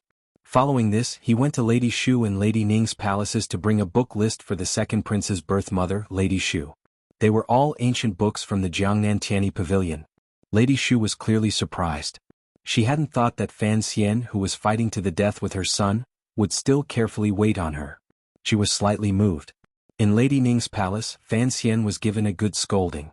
This was the first time this outspoken woman, who was born in Dongyi, saw Fan Xian after learning of his past. Looking at Fan Xian's brows and expression, Lady Ning couldn't help but think of the young lady of the Yi family who had saved her and the child in her womb. She was angry that Fan Xian didn't take his life seriously and scolded him until he nodded repeatedly. After talking about some stories from the past, Lady Ning's gaze softened and warmed. She looked at Fan Xian like she was looking at her own son and gently rubbed his head. She told him to bring Princess Qin into the palace often to see her when he had free time. Fan Xian agreed to each of them. As he left the palace, he occasionally turned his head and found that Lady Ning seemed to be wiping away the moisture at the corners of her eyes. His heart couldn't help but become wet. He felt an indescribable sorrow. These were all people from the past and things from the past. Busying and walking, Fan Xian also began to feel annoyed. It was like entering the palace for the first time to greet the ladies before the wedding. Walking through each palace, the things they said and the things they did were all about the same. The continuous repetition was truly exhausting on both of their minds. Fortunately, Shufang Palace, which he came to last, could be more relaxed. After chasing away Eunuch Yao, Fan Xian leaned against the chair like a tired dog. Narrowing his eyes, he sized up the serving girl busily serving him tea. The serving girl's brows were clear and gentle. Her head was lowered the entire time. She was very well behaved. Fan Xian couldn't help but feel moved. As he accepted the tea, he pinched her white wrist. The serving girl glared at Fan Xian. Fan Xian laughed loudly and said, "Xing, the first time I saw you, you were only 13. Now that you've grown up, your temper has also grown." Reclining on the couch, Igui Pin watched Fan Xian and the child mess around. She couldn't resist opening her mouth and saying, "Go mess around outside. Don't come and mess with the people in my palace." Xing'er was the girl who had led Fan Xian around the palace to greet the ladies. Hearing the words of her two mistresses, her face immediately reddened and she ran to the back with small steps. Fan Xian took a sip of tea to moisten his throat. Seriously, he said, "Aunt, I'm about to leave the palace, so I won't talk much with you." Leave the palace? Igui Pin was slightly startled and immediately understood what was going on. A glimmer of worry rose between her brows. "What exactly do you want to do tonight?" Fan Xian was also startled and asked, "You know about this?" Igui Pin covered her mouth and smiled.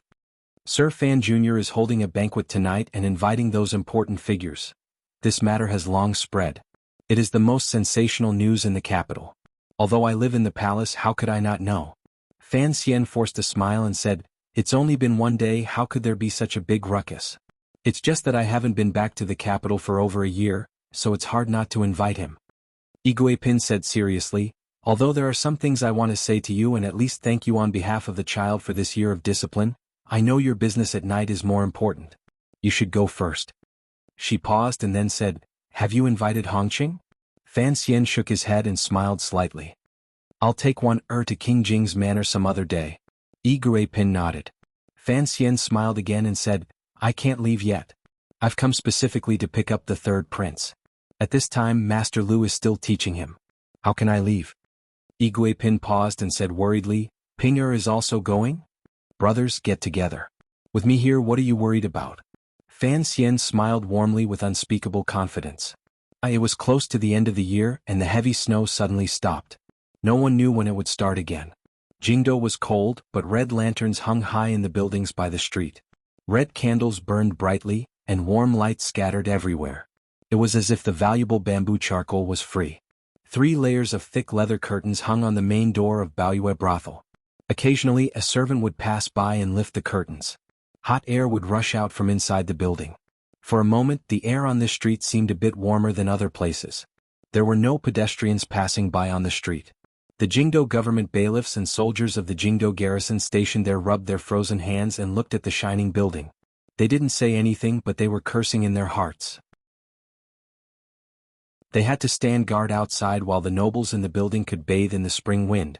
Of all the restaurants and brothels in the world, probably only Baoyue brothel could be so extravagant. In the past it would not have been like this. However, today was different. Baoyue brothel did not open for business today. Half of the street had been sealed off by the people of the Jingdo government and the Jingdo garrison. This was an order that Baoyue brothel had reported to the government ahead of time. Without any delay, it had been specially approved. The people of the Jingdo government did not have the right to attend this gathering, but he still had to put in effort to set up all the defenses. It was not only him. The other officials in Jingdo also thought the same. Regardless of which faction they belonged to, they all had to serve Baoyue brothel today. Everyone who could be called a master in Jingdo was coming to Baoyue brothel. The Imperial College's Taichung Temple's vice minister, head of the Palace Treasury Transport Department, Overwatch Council's commissioner, inspector of Jiangnan, Sir Fan Jr. was treating today. The dazzling, powerful, and official position that was almost longer than the family tree was treating. Who dared not come? Who dared not come? Although everyone knew that Sir Fan Jr. was a lone official who dared to offend court officials and was willing to offend court officials, the guests today were the Crown Prince, 3 princes, 2 deputies of the Bureau of Military Affairs, and a few powerful figures. If even these people had to give Fan Xian face, then there was no need to mention others. Today Baoyue brothel was crowded with officials. If anyone had the ability to kill all the guests tonight, the Qing kingdom would probably fall into chaos. The Jingdo government and the Jingdo garrison would not be able to control their vigilance. Looking at the tightness of the defense, it was comparable to the layers upon layers of deep palaces. A few high-class sedans arrived in front of Baoyue brothel under the cover of dusk. A few more important figures arrived in carriages. Behind them, a few powerful figures in the military rode in. No one brought too many personal attendants to obstruct Fan Xian's eyes. The few sons and grandsons only brought 2 or 3 tiger guards. These officials were worried about their own safety. Although the attack in the valley had happened recently, everyone knew that Baoyue brothel was the Fan family's property. The great prince arrived. The left and right deputies of the Bureau of Military Affairs arrived. Xian Chiwu arrived. Ren Shaoan arrived.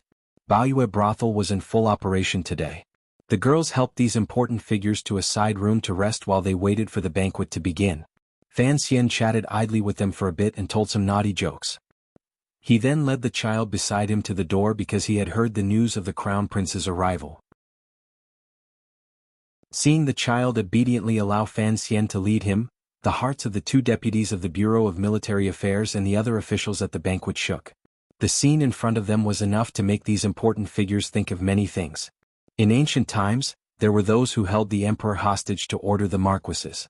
Now there was Sir Fan Jr. holding the child's hand. Who knew if the future Qing kingdom and the future world would be these 2 people?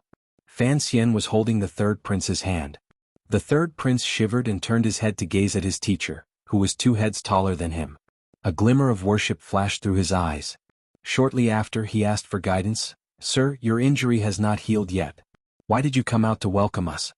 Fan Xian shook his head and gently explained, "The person who has come is the crown prince, the heir to the country. His identity is different. Furthermore, he is your elder brother. Regardless of whether you are an official or a brother, you should show some respect." A small sedan arrived in front of Baoyue brothel under the protection of a dozen guards. Fan Xian's eyes were sharp. He saw a few tiger guards with long knives on their backs waiting coldly. Baoyue brothel was holding a banquet today. In order to prevent the people's discussions from flourishing and making the court feel awkward, all of the guests had removed their usual ceremonial guards. Even the crown prince who had just arrived could be considered to have a light carriage. Fortunately, this was the case. Otherwise, this street would probably be blocked to death by the pomp of these important figures. The curtain of the sedan lifted. The crown prince, dressed in light yellow clothing, came down from the sedan with a face full of smiles. Raising his eyes, he saw Fan Xian and the 3rd prince welcoming him outside the building. The crown prince was in a good mood. Although this was due, given Fan Xian's present power, this kind of respect was exactly what the crown prince needed. Fan Xian and the 3rd prince rushed to bow. The crown prince hurriedly helped him up. In a moment, everyone in the building knew the crown prince had arrived and quickly came out to welcome him. Only the great prince seemed to have been so happy from drinking that he forgot to come out. The crown prince knew that his brother came from the ranks and had always been like this, so he didn't pay it much attention. A group of people surrounded the front of the building and were just about to go in to chat when another carriage slowly came over. The crown prince turned his head curiously and wondered who was putting on more airs than him to arrive later than him. Everyone also looked over and saw a thin, middle-aged official come down from the carriage. This official was not wearing clothing that indicated his rank, but everyone immediately recognized him. They couldn't help feeling surprised and shocked that this official would also come. The person who had come was none other than the governor of Jiangnan Road, Xueqing. Of the 7 roads under heaven, Xueqing controlled one. As a super-level official, he also controlled the wealthiest road in the world. Most importantly, he was the emperor's trusted aide and had once been the teacher of various princes in the library. Compared to the officials in court, his status was even more respected. Xueqing looked at everyone and smiled slightly. He first bowed to the crown prince. The crown prince repeatedly said he didn't dare. With him in the lead, everyone hurriedly bowed to Xueqing. Fan Xian smiled and said, "Sir Xue has returned to the capital to report on his work." "I was rude. Thinking of how we have worked together in Jiangnan this year, I have received your favor, so I took the liberty to invite you over." Everyone made an "oh" sound and laughed that Sir Fan Jr.'s face was so big that he had even invited Governor Xue over. In their hearts, they wondered if it was because of the attack in the valley that Fan Xian wanted to demonstrate his might to some power that he had even brought Xueqing over. These major figures couldn't be blamed for thinking this. The banquet in Baoyue brothel could be considered a gathering of the younger generation. Old people like Director Qin and Shu the scholar would not dare to disturb them. Even if they wanted to invite them, the emperor would probably not allow it. Furthermore, everyone was thinking why Fan Xian had invited so many people from different powers to gather in Baoyue brothel. It's just to eat, drink and chat. Everyone has been busy with official business this year. It's nearing the end of the year, so you have to take a break. Fan Xian stood in front of Baoyue Brothel's door and smiled as he explained. He then saw a group of people walk over. At the front was the second prince, the one who looked very similar to Fan Xian. His temperament and aura seemed to be carved from the same mold. Yet he had fought with Fan Xian in Jingdo, the north, and Jiangnan until blood flowed like rivers. Of course, the temporary victor was Fan Xian. Fan Xian and the second prince met each other's eyes. With great tacit understanding, regardless of who was first or who was first, regardless of status, they raised their hands at the same time, slightly bent their waists and bowed. Then the corners of their mouths twitched slightly. At the same time, a slightly bashful smile rose to their faces. The two of them sighed in their hearts. This smile had been missing for a long time. It's not about getting votes. Of course, those who have votes still have to vote for me. I've been a little busy lately and I've had some minor emotional issues. I'll definitely report to everyone after the dust settles in a few days. My condition might be a little worse in the next few days, so I'll report to everyone in advance. Please understand. Today's chapter can only be said to be about the same as usual, but the last 3 sentences were very beautiful. Let me be narcissistic. To be continued. If you want to know what happens next, please log on to www.chidian.com. There are more chapters.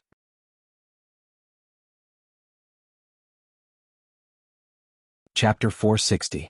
On the east side of the 3rd floor of Baoyue Brothel was a large flower hall.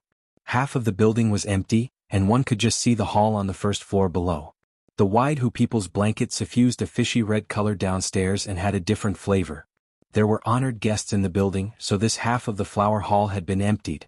When he entered the flower hall, the second prince's eyes unconsciously glanced toward the door and saw 2 words written in gold paint. He couldn't help but be curious as to what they meant. Hong Men. As the host, Fan Xian smiled calmly as he welcomed everyone into the hall. The flower hall was separated by screens and hanging velvet curtains. Steam rose.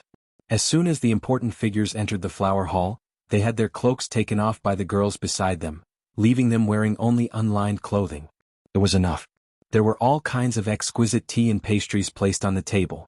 The plates used were also good things from Jiangnan. The wine was held in the highest quality glass cups. The wine was the most expensive liquor in the world, Wuliangye. The girls serving beside him were all outstanding beauties, gentle and silent. Naturally, the crown prince sat in the most honored position. He gazed at Fan Xian and laughingly scolded, "Only you can enjoy such good things. Look at the things here. They all come from the 3 large workshops. The palace still hopes to exchange them for silver. Who would dare to spend as freely as you do?" The Qing people were simple and honest. Even the royal officials were a bit more cautious. They were not at all as extravagant as the northern Qi court. The banquet Fan Xian had set up today was indeed a bit out of bounds. Everyone knew that the palace treasury was under Fan Xian's control. It would not be a problem for him to transfer some expenses. However, they didn't know if the crown prince was secretly stabbing them in the back when he said this with a chuckle. Fan Xian's expression did not change. He smiled and said, "If I can enjoy it, I should make the most of it." Naturally, Xueqing sat at the first table to the left. He had come by imperial edict to watch the show, so he did not mind much. Additionally, he had been in Jiangnan for a long time and seemed to be used to this kind of enjoyment. Seeing the admiration of these major figures in the capital, he couldn't help the corners of his mouth twitching slightly and smiling. He thought to himself that it was not easy to live in Jingdo. Unfortunately, the enjoyment was far inferior to that of Jiangnan. The banquet began. The girls were quiet and speechless. They began to place food and pour wine for the guests at each table. Although they had undergone special training these 2 days, when they abruptly opened their eyes and saw so many important figures in the Qing court, the girls still couldn't help but feel nervous. Their rosy lips pressed tightly together. The princes and officials in this hall had all rolled around in the brothels before, but to suddenly have so many people gathered in one hall, it was really a bit confusing. In fact, there weren't many guests, only about a dozen or so. Each of them had a girl sitting beside them, and behind them sat a close attendant. Even so, the reception hall was somewhat full. The person serving Fan Xian was none other than the shopkeeper of Baoyue Brothel, Sang Wen. For an occasion like this, it was inappropriate to start drinking and talking at the beginning. Drinking orders were repeated, breasts and buttocks were touched, particularly with Xueqing and the 2 deputies of the Bureau of Military Affairs present. The young noblemen were still a bit proud of their status. For a moment, the hall was quiet and heavy. They only talked about some idle jokes in court, such as Scholar Shu collapsing drunk on the snowy street again yesterday. In any case, Shu Wu's personality was relaxed and didn't mind how the younger generation made fun of him. No one dared to use these princes and Fan Xian as a joke, particularly Fan Xian. Everyone was still guessing what the true purpose of this meal was. Amidst the awkwardness, Xueqing minded his own business and drank his wine. He grabbed the girl's small hand beside him and played with it. This man immediately shed the air of an official and gained the feeling of a middle-aged prodigal son. It looked like the scholars of the Library of Books had fought many battles with the skeletons of the Red Chamber. The second prince took a shallow sip and looked at Fan Xian across from him. He smiled slightly and said, "Anji, I haven't come to Baoyue brothel in a year. I find that the girls here are much prettier than before." The atmosphere immediately relaxed. Between Fan Xian and the second prince, there had to be someone who would speak first. "Nonsense," Fan Xian laughingly scolded. "Given the lineup today, it is impossible for this Baoyue brothel to serve you well. I won't hide it from everyone. The 13 girls in this brothel are not just from my brothel. As long as it is the most famous girl in the capital, I have invited them all. Regardless of whether it is the pleasure boats on Lujing River or the musical house, if you can find another popular girl after you leave this brothel tonight, then I will lose." Everyone was startled and thought that this was quite a big move. It was not a matter of spending money.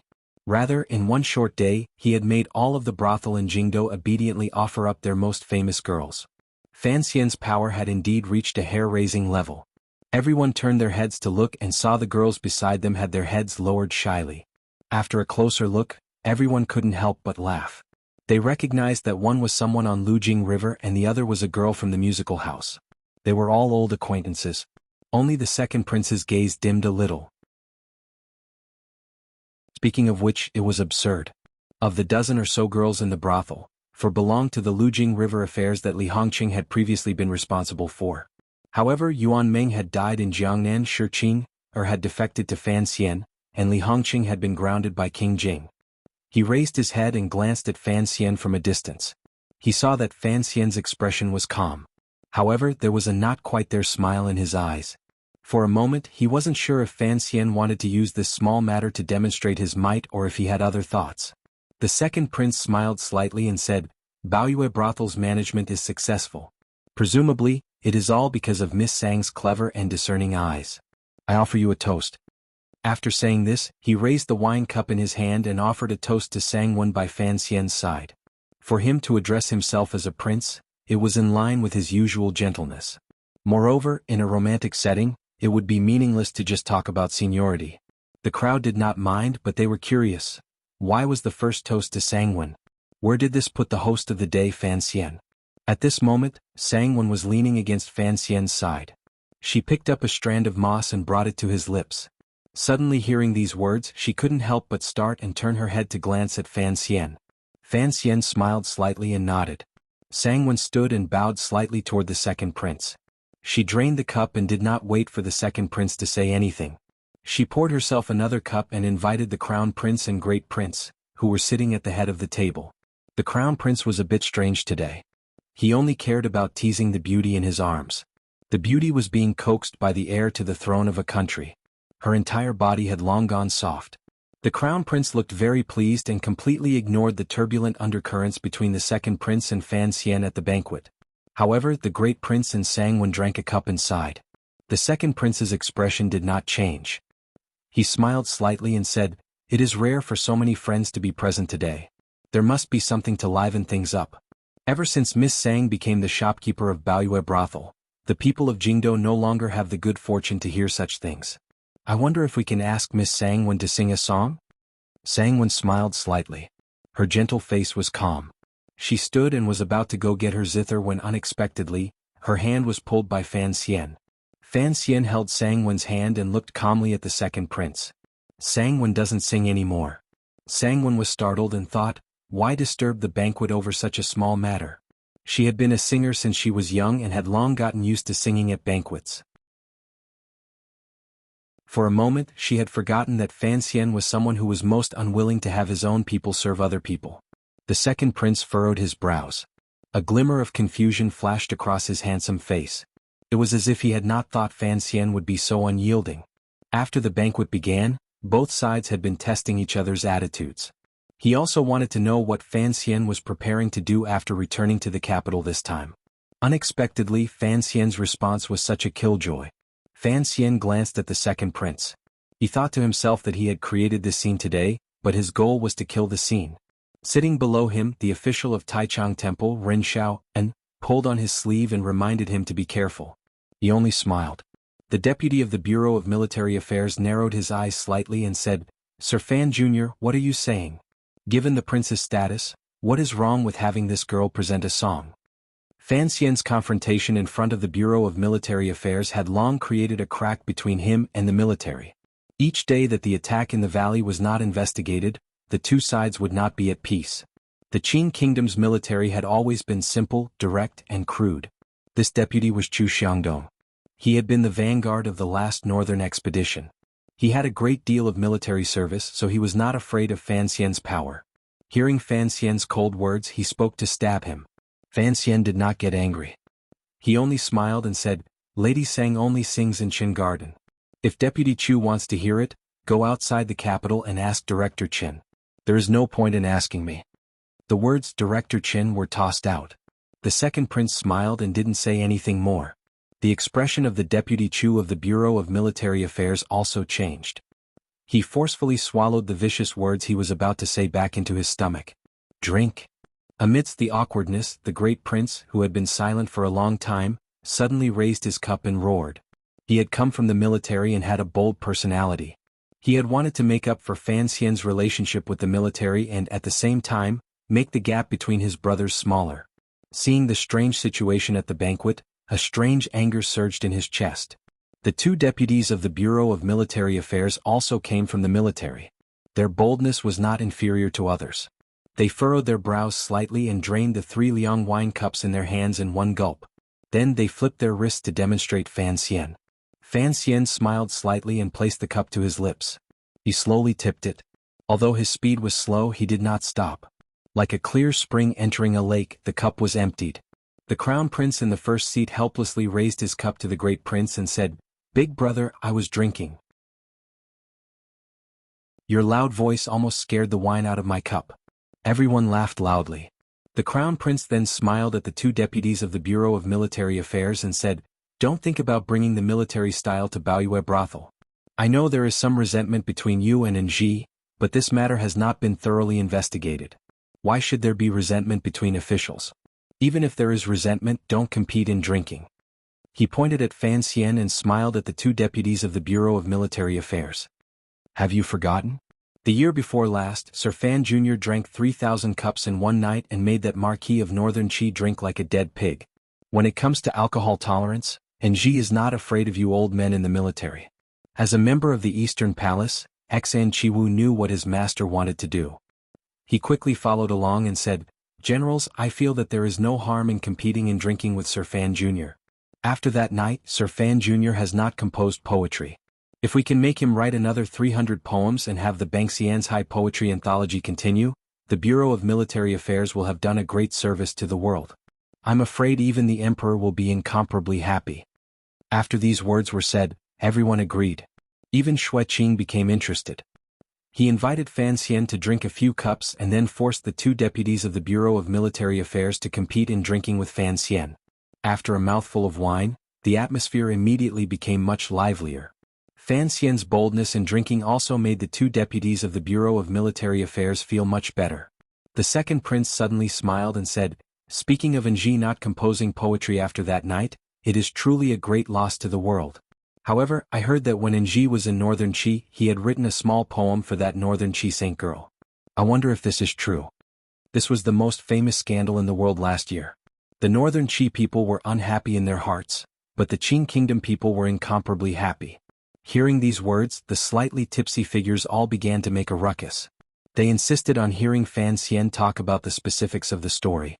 Fan Xian smiled and scolded them. Naturally, he wouldn't go into detail. He casually brushed them off. Out of the corner of his eye, he glanced at the crown prince and felt a bit surprised. This crown prince was indeed much more promising than he was 2 years ago.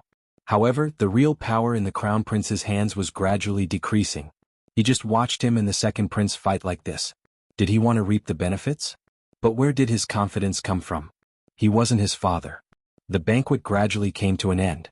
Everyone's spirits gradually rose. The great prince stood and grabbed those people, forcing them to drink. Fan Xian snickered as he watched this scene. He thought that this person had probably been too strictly disciplined by the great princess of Northern Qi in his manner. Now that he finally had a chance to come out and be at ease, he wouldn't let this opportunity go. Fan Xian then looked at the crown prince, who seemed to be a bit drunk, while the second prince still maintained a sober expression. He couldn't help but smile slightly and open his mouth to say, "I haven't returned to Jingdou in a year. I rather miss everyone in the capital." His expression suddenly changed. He sighed sadly and said, "It's a pity that before we entered the capital, we were ambushed by bandits. A dozen people died under my command. These people were all officials of the Overwatch Council, talents of the court. They worked hard for the court in Jiangnan and finally had the chance to return to Jingdou to reunite with their families. Yet they died tragically a dozen li outside of Jingdou. Those women and children who were waiting for their return at home are probably still living in misery at home."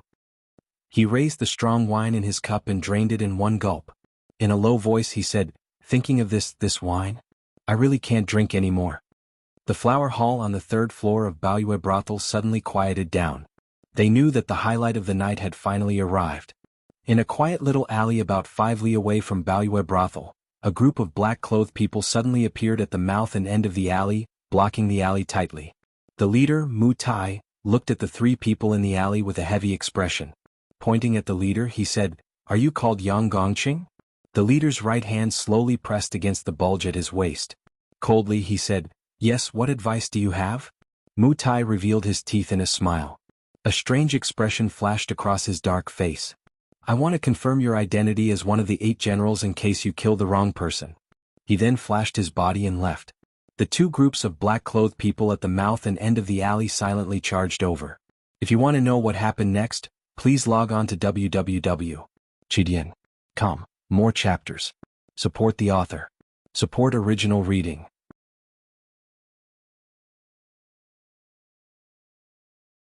Chapter 461. Not only did I cosplay Wu Zhenyu, but I also cosplayed The Godfather, the 60s and 70s, a series of great, beloved ones. P.S. Among the 8 generals there is no Yang surname. I messed it up yesterday, so I made do with it. Thank you for reminding me. Yang Gongqing, one of the 8 generals. 8 generals, 8 generals.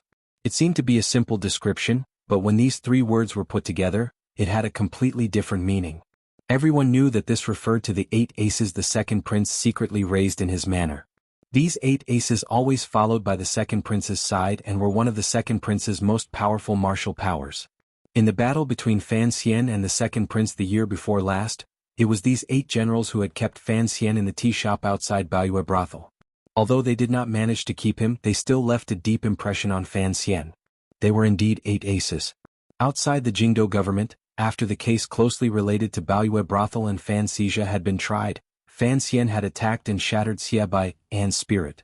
Because of this, it had caused a problem with the Jinqi in his body. This was the first reason. Beside Yushan Road, in the autumn rain, the killers of the 6th Bureau of the Overwatch Council attacked and silenced him with metal rods. This startled Fan Wujiu and caused him to disregard the second prince's entreaties to stay and float away. This was the second reason. Ever since that small battle that had not been announced to the world, there were only 6 of the second prince's 8 generals left. The second prince was a guest in Baoyue brothel. He was confident that Fan Xian would not dare to do anything to him. In order to appear sincere, he did not bring a single person and sent the remaining 6 generals back. Yang Gongqing was one of them. On such a night when he raised his head and saw nothing but white snow and layers of clouds covered the silver moon, he was blocked by a group of black-clothed men and cut off his path of retreat. The day had been bright and clear. The snow on the eaves of the alley turned into water and dripped down. The alley was cold and damp. As night fell, the water droplets decreased and gradually condensed into icicles. However, there was still a drop of water that gathered at the tip of the icicle, drooping and ready to drip. Yang Gongqing's pupils constricted slightly. With a flip of his hand, he pulled out the sword at his waist. The tip of his foot pushed off the ground and his entire body had already shot up. The icicle broke in the middle with a chi sound, turning into a sharp light that pierced towards the black-clothed man in front of him. Yang Gongqing then stepped on the shoulders of his 2 companions, pointing them towards the 2 black-clothed men who were attacking from both sides. His figure had already risen and was about to reach the top of the alleyway. He knew that this was an ambush that had been premeditated for a long time. The other party had figured out his daily route, which was why they had trapped him in the alley. But he didn't want to die, so he would rather sacrifice his two companions, or rather his disciples, and use them as sandbags to block the blade so that he would have time to escape. It was escape, not resistance. At this time Yang Gongqing had long lost his drive. There were not many people who dared to ambush and kill people in the capital, and the only person who had a grudge against the second prince was that person. That person had sent people to kill him, and they were not people he could fight against. It had to be said, Yang Gongqing was worthy of being one of the second prince's 8 personal generals. His reaction speed and methods of dealing with the situation were the best of the best. When the black-clothed men below groaned and knocked his disciples to the ground, and at the same time split apart the icicles that carried his true power, he had already swept into the air. He only needed a moment to step onto the alleyway and escape into the night sky. Unfortunately, the assassin did not give him this moment.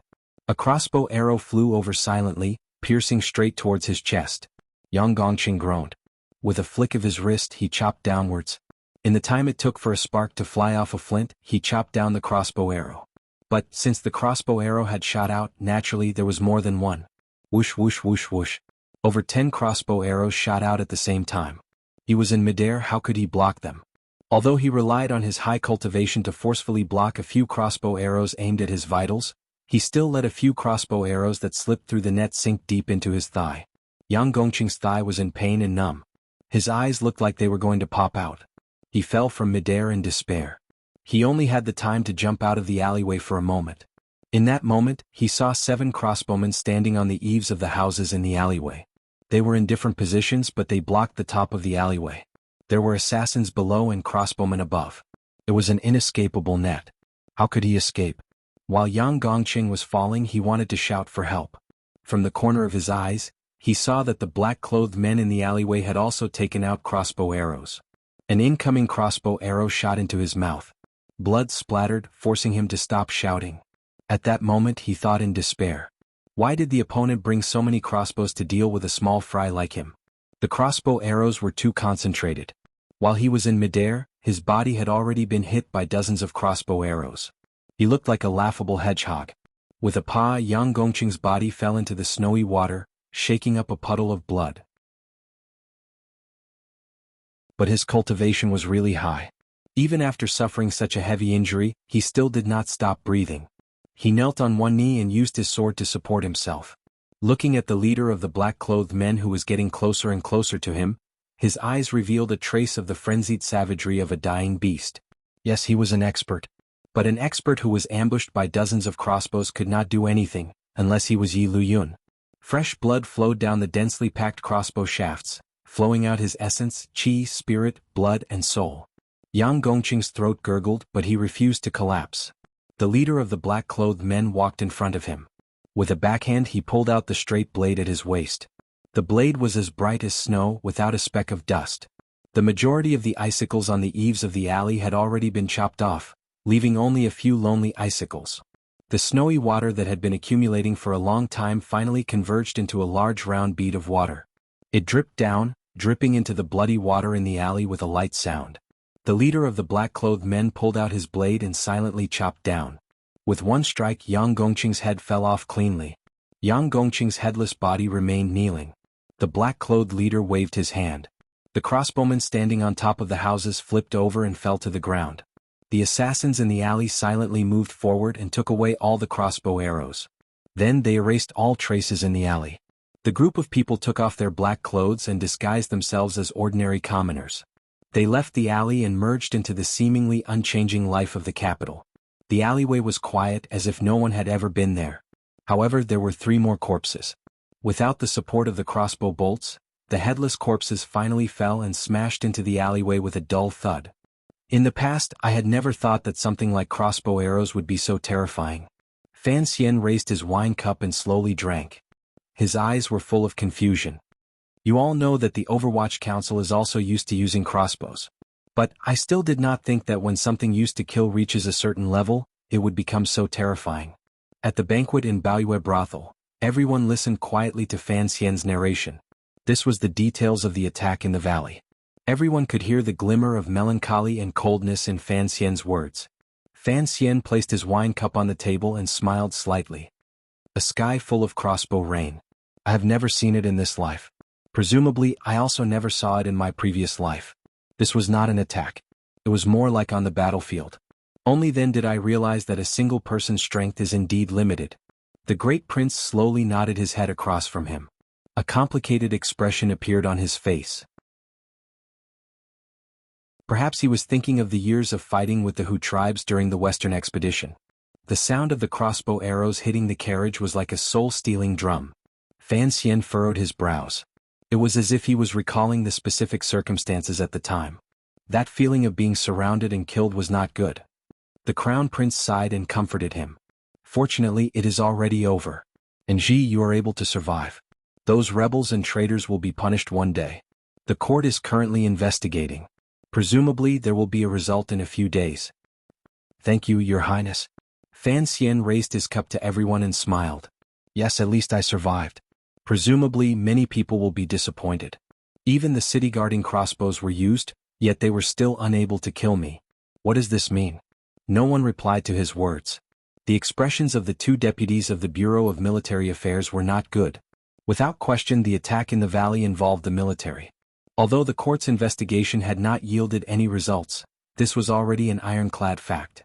When Fan Xian spoke to this point, the military elders could not help but secretly speculate. I am a very confident person. Fan Xian indicated that he had already finished his cup.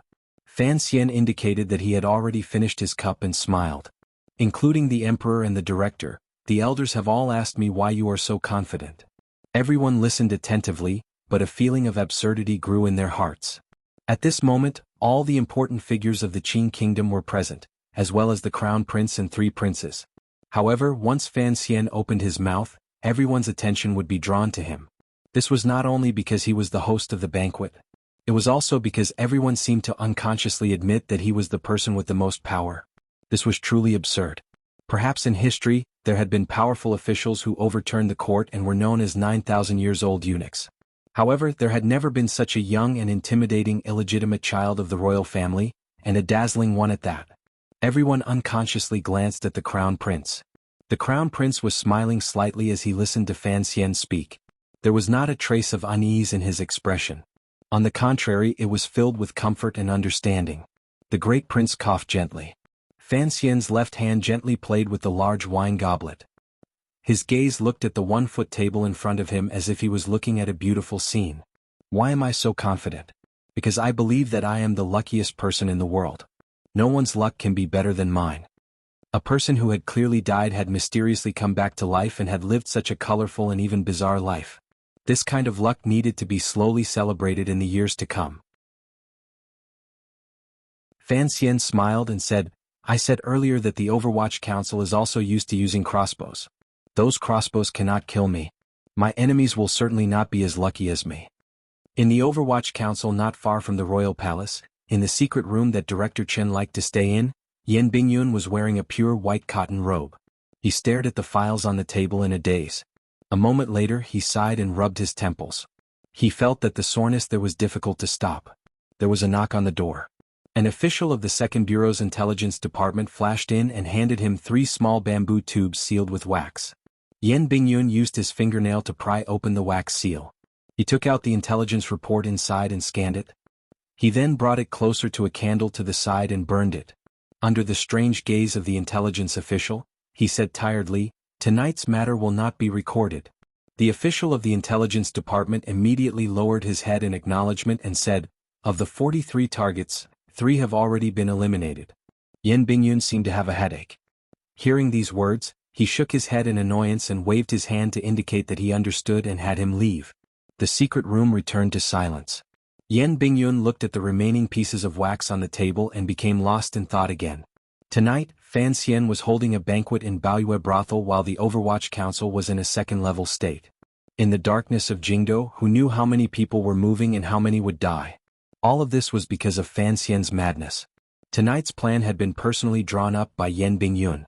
Although he had expressed his firm opposition to it in front of Fan Xian, he still had to continue doing what needed to be done. In this plan he had to kill 11 people and capture 32. Of the 11 targets that had to be eliminated first, 6 of them were the second prince's 8 generals. This was a crazy act of revenge. 3 of the second prince's 8 generals had already died. Given the Overwatch Council's frenzied counterattack, the power of a mere manor could not shake the overall situation. Presumably they would soon receive news of the other people's deaths. Yan Bingyun walked to the window and lifted a corner of the black cloth covering the window. Just like Qin Pingping had done in the past, he looked through the narrow space toward the royal palace not far away. The royal palace was still bright and exuded a holy and lofty aura through the black clothing. He gazed at the royal palace, full of worry, and thought, the emperor wants you to be a lonely official, not a heartless official. To be continued. If you want to know what happens next, please log on to www.chidian.com. More chapters. Support the author. Support original reading.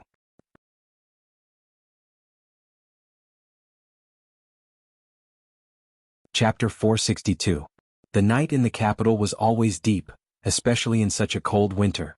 After nightfall, there were not many pedestrians on the streets. No, it should be said that there were no pedestrians at all. There were no pedestrians, only night walkers. Who knew how many night walkers used the cover of the night to appear under the eaves of the streets and alleys of the capital? They used the nooses, sharp blades, iron drills, chains on the doors, and powder in their arms to wrap around someone's neck, cut someone's throat, tear someone's body, or blind someone's eyes. Blood blinded everyone's eyes. In Purple Bamboo Park, a black rope hung down from the main gate. A person was struggling on the rope, his feet kicking helplessly in the cold wind. The lantern was very dark. Just like the rope, it swayed slowly in the cold wind, casting shadows and faint light randomly on the ground. At the corner of the street, Deng Ziyu's pale face flickered. He looked like a devil in the night. He stared at that person, and after confirming that he was dead, he turned and left. In Geely Lane, inside a brothel, the red waves were rolling. On the bed, the expert with strong muscles suddenly opened his eyes. His white eyes were seeping with blood. The prostitute on his body looked at him coldly. Her legs were wide open, but she tightly gripped his waist. Her posture was obscene and fatal. After an unknown amount of time, the prostitute's delicate white hands slowly moved away from the man's ears. She pulled out 2 extremely thin iron drills. The drills glowed with a faint blue light and a pitch-black color of blood. In Gaoshan Tower, a chaotic sound of pursuit rang out. A person panicked and ran down the tower with a face full of fear. The clothes on his body had already been cut into countless pieces and were dripping with blood. A moment later he was blocked by his pursuers under the tower. The black-clothed man who was chasing him spat out a mouthful of bloody saliva and waved his hand. The black-clothed men rushed up and surrounded the man. Although the man was highly skilled in martial arts and resisted with all his might, he was still like a whale surrounded by a school of sharks. Gradually he was unable to hold on. In the dark night, only the muffled sounds of metal piercing into flesh and the sound of the cold wind could be heard. The black-clothed men silently stabbed and swung until the man in the middle no longer had any reaction. He did not even have the slightest neurological reaction. He only crawled on the ground like a piece of rotten meat. Yan Bingyun placed the report on the candle flame and burned it. His hands did not tremble and his brows were no longer furrowed. Since it had already happened, there was no room for doubt. It was just like after a crossbow was pulled, no one could make the arrow that could kill disappear into thin air. The 8 generals that the second prince personally led numbered 6. They had all died to the Overwatch Council's attacks. Through different methods and different places, they disappeared into the darkness of Jingdo. From today onwards, the name of the 8 generals would become a stale name in history. Perhaps, it would not even be qualified to leave a mark in history. Yan Bingyun looked down at the piece of paper on the table and subconsciously pinched the bridge of his nose to clear his mind. According to the plan, it was time to move on to the next step. As for the remaining 5 people to be killed, there were already specialized people to take care of them. The plan was linked to each other. Although it was the Overwatch Council's crazy revenge for the attack in the valley, Yan Bingyun still had to think of a way to control the situation to a certain extent. The second prince's 8 generals were not officials. They were just private generals in the manor. For people like this, as long as the Overwatch Council killed them cleanly and left no evidence, the court would not be able to do anything to Fan Xian. However, those 5 people were different. The officials to be captured next were also different. Although they were unremarkable figures in various departments, they were, after all, paid by the court. What kind of trouble would it cause to capture so many in one night? Yan Bingyun sighed. Through a secret mechanism, he notified his subordinates outside to come in and gave a second order. After giving the order, he habitually walked to the window and gazed into the distance at a corner of the palace wall not far away. He thought to himself that what the director had said was correct. Under the cover of Fan Xian's gentle appearance, there was indeed an element of madness hidden. Presently only a dozen trusted aides had died in the valley, and Fan Xian had already gone crazy. If it was really as the director said and the day the director passed away, what kind of terrifying person would Fan Xian become? In Baoyue brothel, Fan Xian's expression was very warm and calm. His eyebrows were slightly raised with an indescribable comfort. It was as if he had no idea what was happening in Jingdo at night outside the brothel. He had already finished talking about the attack in the valley. Regardless of whether the officials at the banquet had lingering fears or regrets, they all expressed their condolences to him. Immediately after, he briefly talked about the Jiangnan matter, the Ming family matter, and the palace treasury matter. He then furrowed his brows and said, "Actually, there is something I don't understand. When I was working for the court in Jiangnan, why did there always be people who liked to cause trouble in the capital?" Everyone at the banquet was slightly startled. They wondered to themselves what exactly he was talking about. During the year Fan Xian was far away in Jiangnan, it was impossible to say that there were no people in Jingdo who tripped him up. But if you were talking about tripping him up, one a day for 365 days, which one were you talking about? Was it investigating the Ministry of Revenue? Or was it sending books into the palace? Furthermore, these trippings had long been torn apart by those old fellows. You are completely fine, so why are you here wailing? The crown prince couldn't resist laughing and scolding. Where did all these grievances come from? There are certainly people who are not on your side, but you can't name anyone who is purposely dragging you down. Fan Xian also smiled and shook his head. It's just that I haven't been back to Jingdo this year. I think perhaps many people in Jingdo have already forgotten what kind of personality I have. The second prince was holding a wine cup and carefully tasting it. Hearing these words, for some reason, a chill rose in his heart. Tonight, the crown prince's behavior was too strange, and Fan Xian's attitude was too arrogant. It was arrogant to the point that it did not make sense and did not conform to the rules. It did not benefit him at all. Was it because of the matter in the valley that he was in a hurry? The second prince's brows furrowed together nicely. He thought to himself, we still haven't found out who did it. What is the point of messing around with us here? At this moment, the Baoyue brothel suddenly became lively. Hearing the sound of horse hooves, it seemed that many people were heading this way. The crown prince, who was sitting at the head, furrowed his brows and said unhappily, "Who dares to make a ruckus here?" Everyone at the table furrowed their brows and looked out the window. It seemed that someone wanted to enter Baoyue brothel and had already successfully passed through the Jingdo garrison and Jingdo government bailiffs' double line of defense. However, they were stopped outside the building by the people of Baoyue brothel. Fan Xian glanced at Sangwen. Sangwen understood and lifted the velvet curtain to flash past the side of the screen. In a moment, following a wave of hurried footsteps, Sangwen brought 5 people up the stairs. These 5 people were all wearing official robes, presumably officials of the imperial court. However, today was not a place to discuss important matters of the imperial court, but a place of pleasure. Everyone at the banquet recognized some of them as their trusted aides and couldn't help but be startled. They wondered what kind of game they were playing. Why would they come looking for them so openly? Could it be that something big had happened in the capital? The 5 officials met each other's eyes. They could all see the unease, fear, and panic in each other's hearts. Without caring about anything else, they first apologized to the nobles at the banquet and then glanced fearfully at Fan Xian. They bowed to Fan Xian and, without avoiding gossip, went to the banquet to find the person they were looking for and moved close to his ear to speak. Fan Xian smiled slightly as he watched this scene. He raised his wine cup and toasted Ren Shaoan, who was beside the crown prince and the great prince.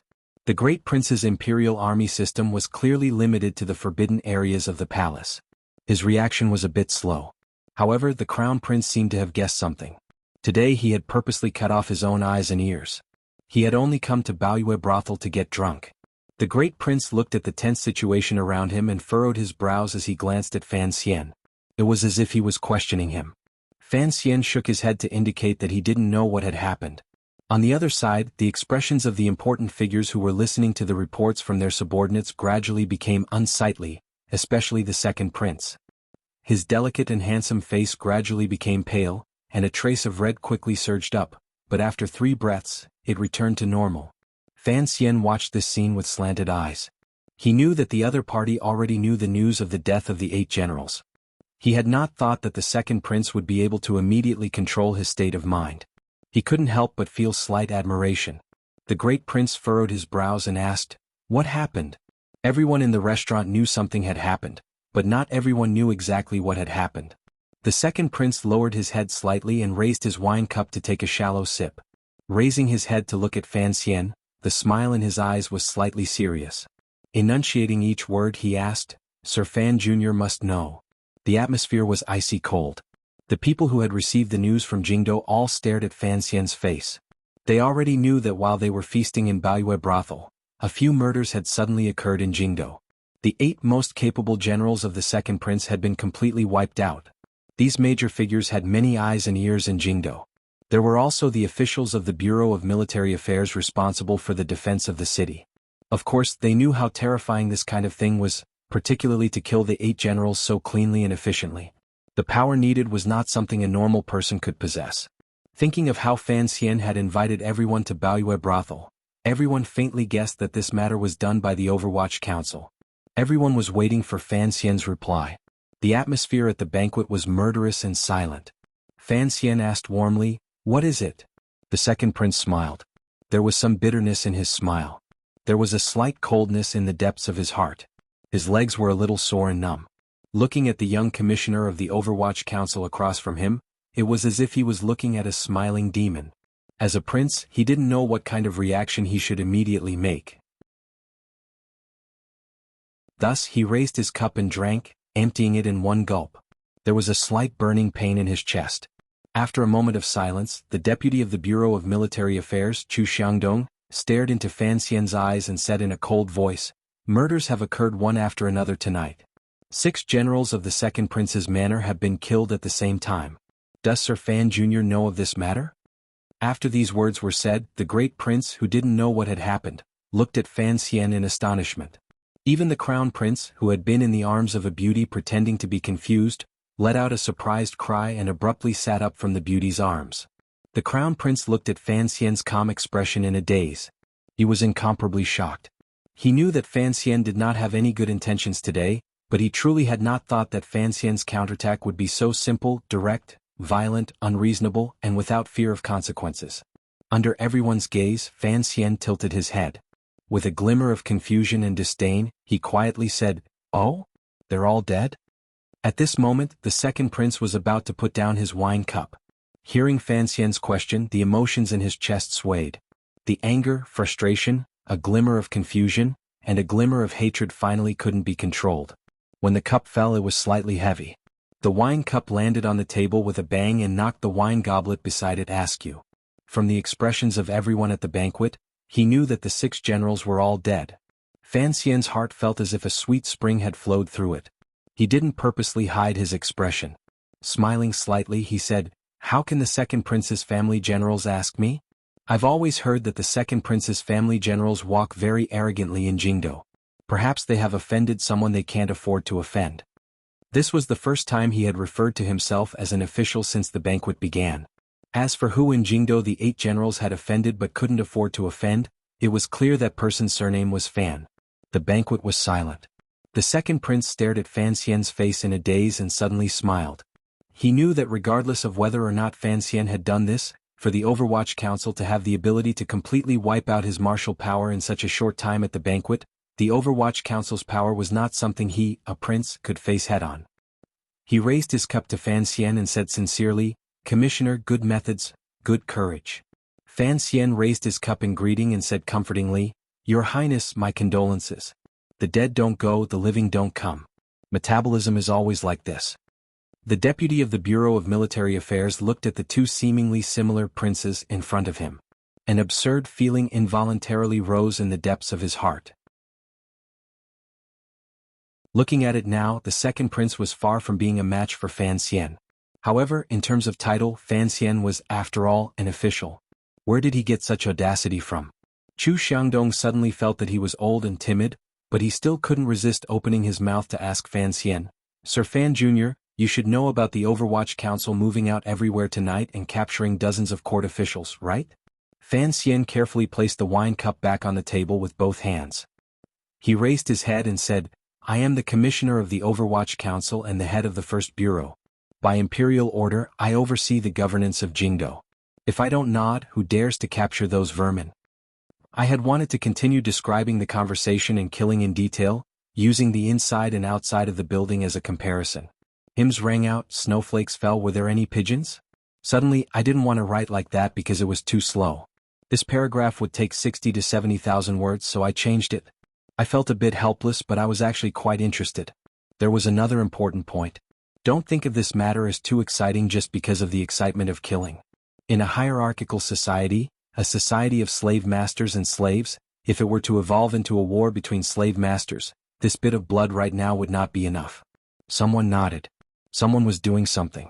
Violence was killing people. Yes, the situation in Jingdo was like that. Fan Xian was actually like the old Qin master. He also liked to be simple, direct, and crude. He needed this kind of atmosphere. Although he was confident, he was not as perversely confident as the emperor. To be continued. If you want to know what happened next, please log on to www.chidian.com. More chapters. Support the author. Support original reading. You're tuning in to the Han Li's Wuxia Chronicles YouTube channel. We're so grateful for your support, and don't forget to subscribe to join us on this incredible journey through captivating stories. Your generosity through donations truly makes a world of difference, as it's the primary source of revenue that allows me to expand and enhance this channel for you. Thank you from the bottom of my heart for being a part of this adventure.